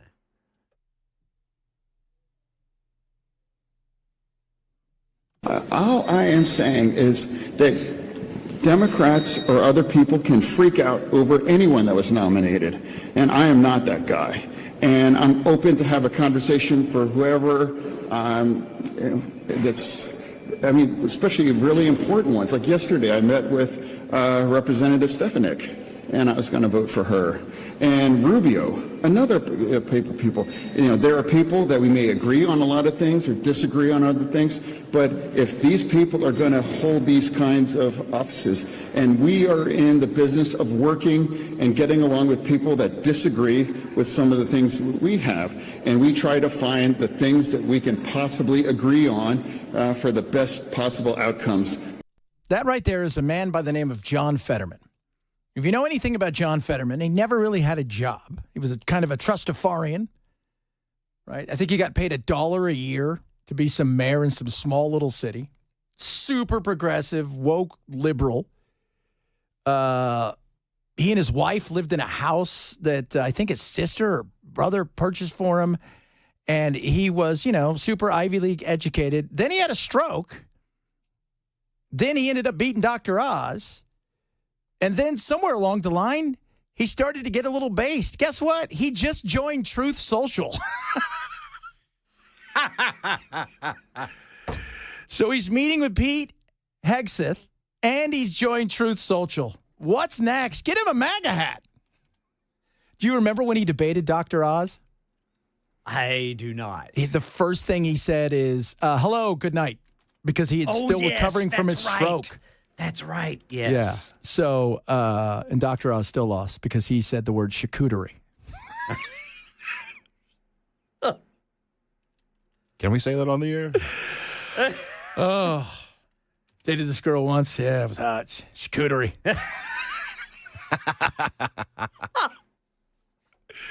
No way. Absolutely. So, wow, that's a little base, but he's going to meet with Pete. I mean, what? And he's already said, like, he and Rubio have a great relationship. I think he's going to vote for a couple of these people. And here's the thing that's got to just make them crazy. It's one of the reasons I like Bernie at times, even though I don't agree with his politics, is his belief is his own. And the interwebs and his colleagues aren't going to change those things. And I feel the same way about Fetterman. I feel he's going to vote for some of these people, and they're going to look over him like, what? I think what he's doing is he's trying to assume the mantle of Manchin and Sinema, who are very independent. I mean, the fact that Manchin survived in the political world in West Virginia as a Democrat is, crazy. And Kirsten Sinema, by the way, kind of a smart hottie, very nice. It was in Arizona. Kirsten's just really nice, but she was an uber, progressive communist when she was younger. And I think somebody asked earlier, what do you think happened with Fetterman? Joking around like he had a stroke. I said, maybe it played a little bit. No, I think what happened is he got into D.C. and he realized these people aren't serious about much. They're serious about power. They're serious about doing just enough to make it look like they're fighting the good fight, but mostly they're serious about being, at this point in time, celebrities. The people who really get stuff done, you don't know their names. They're on certain committees, and you don't know their names. Those are the people that get things done. And it's really interesting to see the way that this is going to play itself out, though. But the fact that Fetterman is going to meet with Pete, and the fact that he's joined Truth Social, which is my favorite thing. I don't even know if I have something on Truth. I might. You know what I do have? I have Blue Sky. Oh, you joined them, huh? I wanted to see what it was like, and you know what it's like? It's the exact same thing as Twitter, except very low T. Yes. Less active, too. Yeah, it is. It keeps trying to make it. It apparently has a quota. It's telling me that I have yet to follow 10 profiles, that I need to follow 10 profiles. To keep it up? Yeah, well, I don't know if it's to keep it up or not, but... I've got people following me, and I don't even know. Oh, yeah, I think I have 7 followers. Yeah, it's so bizarre. So if you've never checked out... remember what... It's funny when you go and look now at Twitter, and then you go look at or X, whatever it is, and then you go over and you look at Blue Sky, you're like, this is what Twitter used to be. Yes. This now is, it's got Gronk, it's got all of these things you can do. It's crazy how far he's taken it. And remember when it was going to fall apart because he fired everybody or they quit? Yeah. Aw, that didn't work, kids. My name's Chad Benson. I'm in for Chris Hand. Coming up, we're going to talk more about, God knows what, probably the drones because they're out there. Maybe they'll solve healthcare, those aliens, potentially. Chad Benson in for Chris Hand. Super Talk 99.7.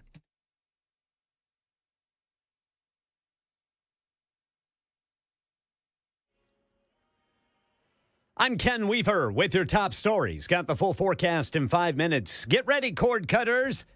YouTube TV raising its monthly rate by $10 starting next month. The company says it'll hike it up to $82.99 starting January 13th. Says it's needed to keep up with the rising cost of content and to keep up the quality of service they're providing. Right now in our nation's capital, the House has passed a bill that authorizes 63 new permanent district judgeships over the next 10 years.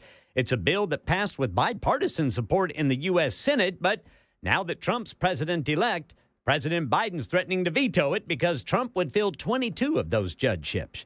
New details about that Wisconsin man accused of faking his own death, recently discovered in Eastern Europe, Eva Pilgrim. The father of 3 accused of faking his own death and fleeing the country, now back in Wisconsin facing local charges for obstructing an officer. You have the right to an attorney. You can hire your own. I can't pay that money, so I'll defend myself. Ryan Borgart voluntarily turning himself in Tuesday after a months-long search. Right now in Nashville, Channel 4 says a train delayed response to a house fire in Antioch this morning. Personnel with the Nashville Fire Department said several engines got stuck waiting for a nearby train to pass through, delaying their response by several minutes. The house is considered a total loss. 2 people went to the hospital, one person who was inside the home when it caught fire, and a firefighter who responded to the scene. That's the latest news. Weather is next. I'm Ken Weaver, WTN News.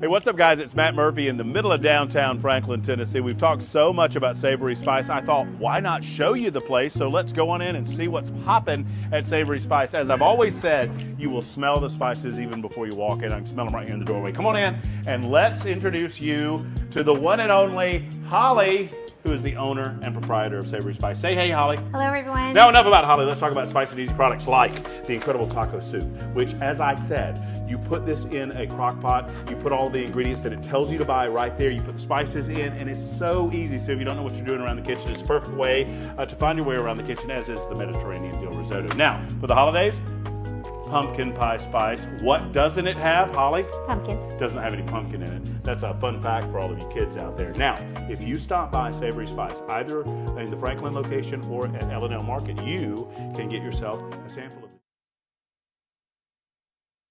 Hey, what's up, guys? It's Matt Murphy in the middle of downtown Franklin, Tennessee. We've talked so much about Savory Spice. I thought, why not show you the place? So let's go on in and see what's popping at Savory Spice. As I've always said, you will smell the spices even before you walk in. I can smell them right here in the doorway. Come on in and let's introduce you to the one and only Holly, who is the owner and proprietor of Savory Spice. Say hey, Holly. Hello, everyone. Now, enough about Holly. Let's talk about spicy and easy products like the incredible taco soup, which, as I said, you put this in a crock pot, you put all the ingredients that it tells you to buy right there, you put the spices in, and it's so easy. So if you don't know what you're doing around the kitchen, it's a perfect way to find your way around the kitchen, as is the Mediterranean dill risotto. Now, for the holidays, pumpkin pie spice. What doesn't it have, Holly? Pumpkin. Doesn't have any pumpkin in it. That's a fun fact for all of you kids out there. Now, if you stop by Savory Spice, either in the Franklin location or at L&L Market, you can get yourself a sample of the dill dip, which is my absolute favorite. Just tell them Matt Murphy sent you to Savory Spice with purchase now. So come by Franklin or L&L Market in Nashville and come see Holly and the entire crew at Savory Spice.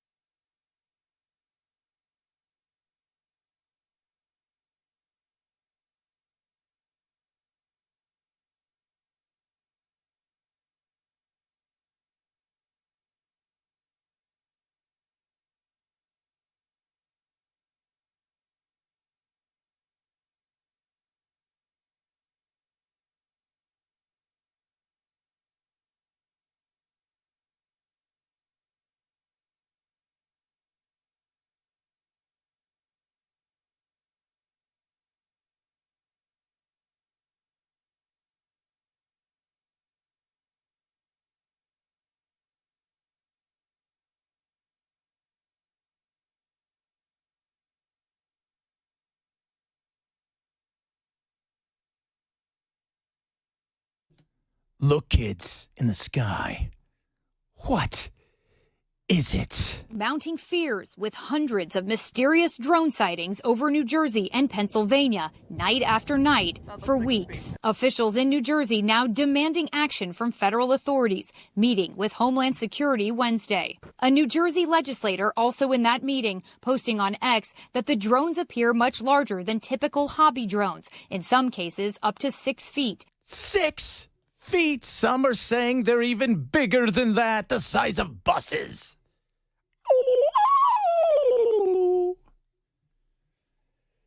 What do you think it could be? Ally?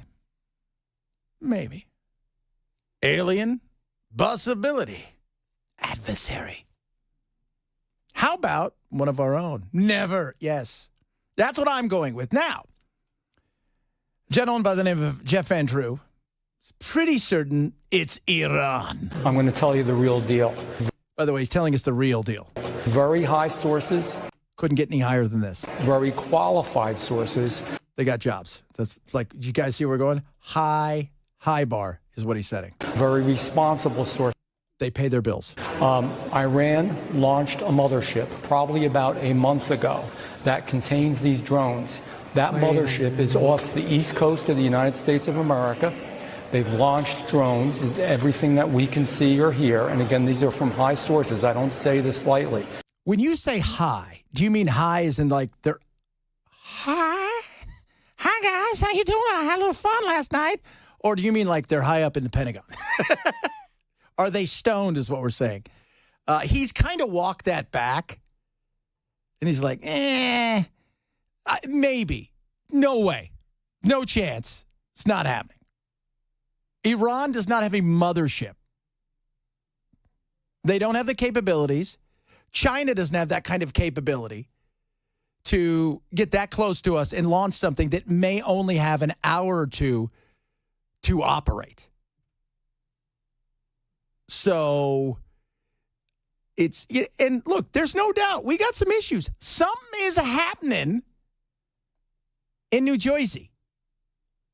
But it's not what I think everybody thinks it is. I think everybody thinks it's this crazy. It's got to be. I would like it to be aliens. I'm not going to lie to you. I think that'd be kind of cool, but then some of you get mad at me on the text line. Why would you want it to be aliens? Well, here's the question I always pose to everybody in this scenario. Would you rather it be aliens or adversaries? Because if it's an alien, you're like, okay, it's an alien.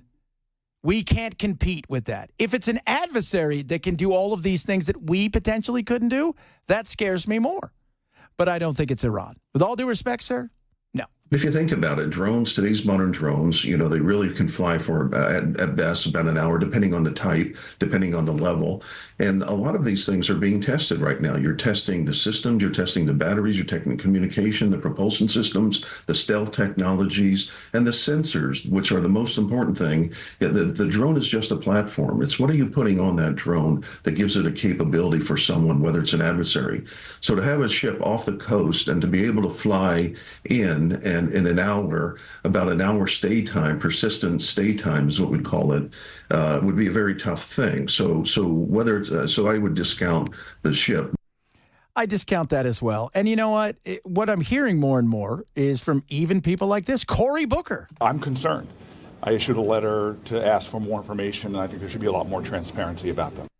That's what people want. They want transparency. Like anything in life, they'd like to know what's going on. We've been talking all day about, the healthcare industry and the crazy way that they model things, and there's no transparency. People don't feel it's a mystery. Same thing here, but what it probably is, and I'm not saying 100% sure, but if I had to put money on it, is it's not ours but ours. We're partners with them. It's one of the reasons we don't have universal health care.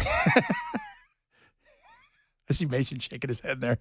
It's like we spend ungodly amounts of money on things like DARPA, right? So DARPA is all of the cool things that you could think of, like the sneakiest stuff around.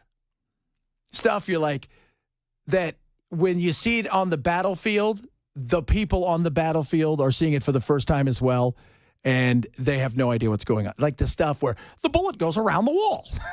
You're like, what? Yeah, it goes this direction, then pivots that direction. It is probably a Raytheon, one of those. And the reason the military people haven't shot it down is because they don't know what it is, but they've been told by the higher-ups, monitor, but don't shoot. It's the plausible deniability. Because I would find it ridiculous if we were, well, again, this administration, we did let the balloon fly over for God knows how long. Remember that balloon? Just drifting around, taking pictures, all of that stuff. It's weird that it only went over, I don't know, our bases. But to think it's China or anything like that is not. The aliens are cool. I just think it's got to be DARPA. But how much do we get to know? That goes back to, we all want transparency, right? But transparency to a certain level. Because I don't need to know all of the things that we do. Because if I know something, that means somebody else who'd want to catch up to us in our technology would know it. And they don't need to. They don't. So we'll see what happens. But there's definitely some issues out there that are scaring folk when it comes to New Jersey. And I would be, think about if you lived on the coast and all of a sudden these giant car-like things were flying around and then they were dropping down to 100 feet and then they were taking off and you'd flash lights on them and they would disappear. Their lights would go off and they would disappear. It would be disturbing. It would. What was that thing? Was it last week, that guy in Florida that shot the drone down, the Walmart drone? That was a Walmart drone over his house in the middle of the day. He didn't know what it was doing. Now think of it where you've got something the size of a bus or whatever flying over your house. That would be disturbing. Absolutely.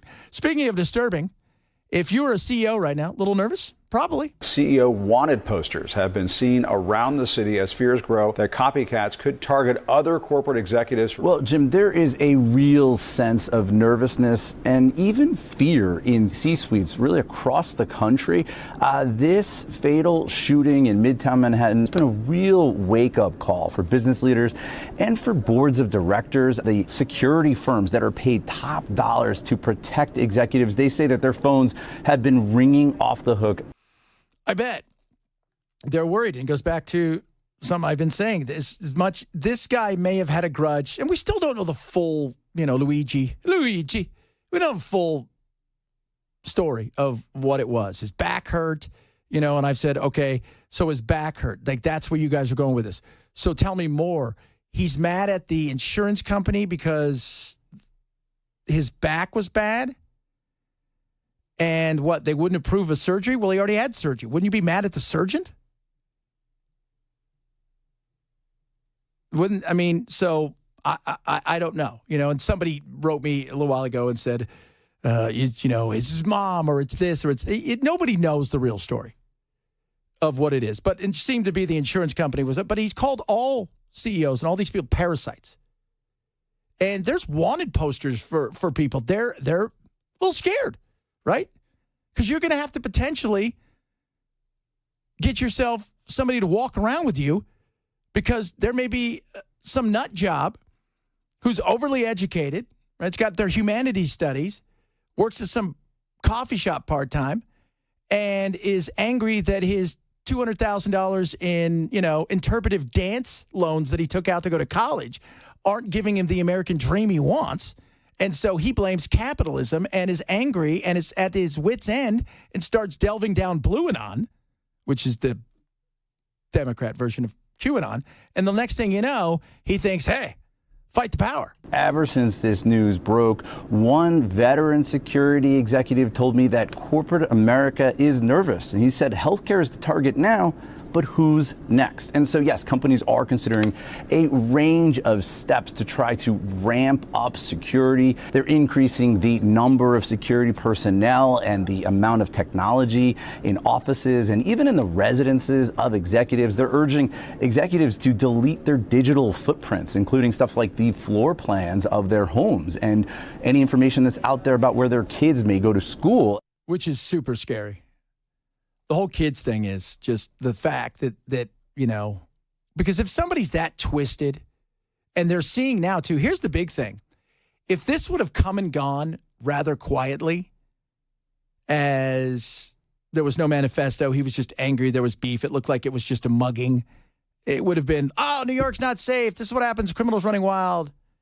But because of this and because of the fact that people are talking about healthcare, because of the fact that this is out there and how long it lasts. Again, aliens show up tomorrow. This guy's on the back page with everything else. But the fear of a copycat, I think that's very real. Because people are talking about this. Why wouldn't people talk about other things, right? Like, hey, let's push it a little bit further. There's also a sense that this killing really made it clear that companies need to extend the security blanket that exists for those top-level CEOs down to their lieutenants, because there are a lot of massive corporations out there, like United Healthcare, that maybe the security for those division CEOs does not rise to the level that it does for the number one CEO, but perhaps it really should. So we're talking mid-level management now? Is that where we're talking? Over the fear that, you work at some company. By the way, United Healthcare has 440,000 employees. I think it's number 4 or 5 largest employer in the country. I mean, it's massive. Like, where's the CEO bar of we're not mad at you? Like, is it a plumbing company that's got 150 employees and, several trucks? Is it where's that bar of people who are going to stop? Well, it's capitalism, because everything they look at is greed. Everything they look at is the only reason you got to where you got is because you had to stomp on other people to get there. This younger generation in particular has been indoctrinated in college, has this wacky idea that everything that somebody has is based on hurting somebody else. Zero-sum game. I had to crush somebody to get where I'm going. And that includes the little people, the customers, and they're mad and they're going to fight back at it. And this is just the beginning. And to get to where we want to go to this crazy utopia, we have to tear it all down. And so the word of the day is rage. Because there's a long simmering rage right now amongst Americans, and I think a lot of them see this as sort of a representation of their rage exploding in the most inappropriate fashion, because what will this actually get us other than, I mean, in the immediate term, probably just more security for more CEOs around the country.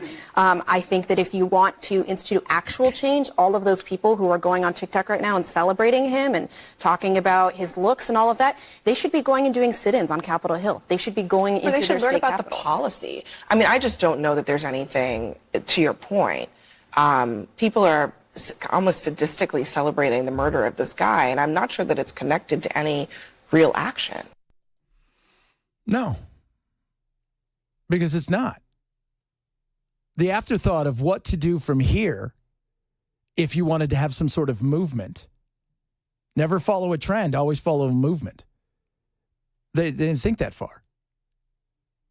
And now he's going to spend God knows how long in jail, maybe the rest of his life, although he's only got, a second-degree murder charge, because in New York, to get first-degree murder, which Mayor Adams said they may still add more charges and certain things, maybe to try. But to get that, you're killing a government official. It is truly an act of terrorism. See 9/11 or the blind shake. Or you kill a police officer. That's how those play out. We'll see. We'll see. But they're not interested in that kind of, they want revolution. And in their mind, revolution doesn't come without some blood being spilled. And if you go back through history, a lot of that's true. It's unfortunate. My name's Chad Benson. I'm in for Chris Hand. Coming up next, Matt Murphy. I think he's going to join the program. He may or may not. Who knows? It might just be me again. This is Super Talk 99.7.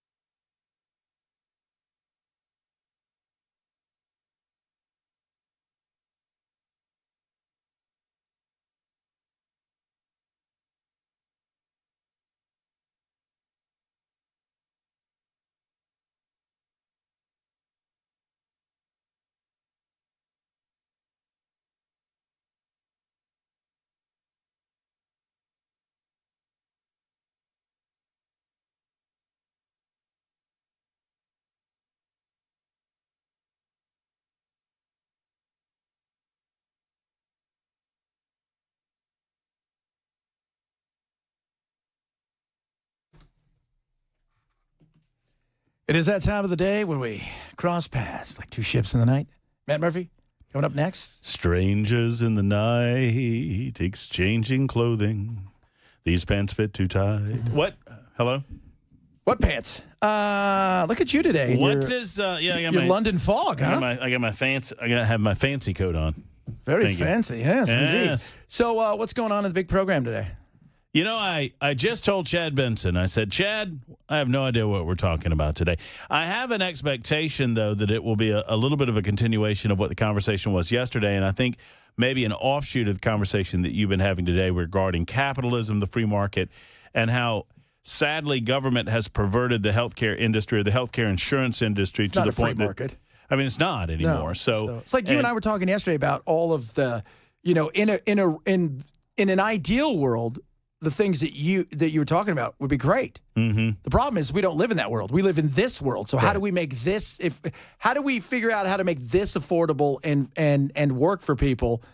Because the one that you and I and everybody else would like to live in, we're just not there.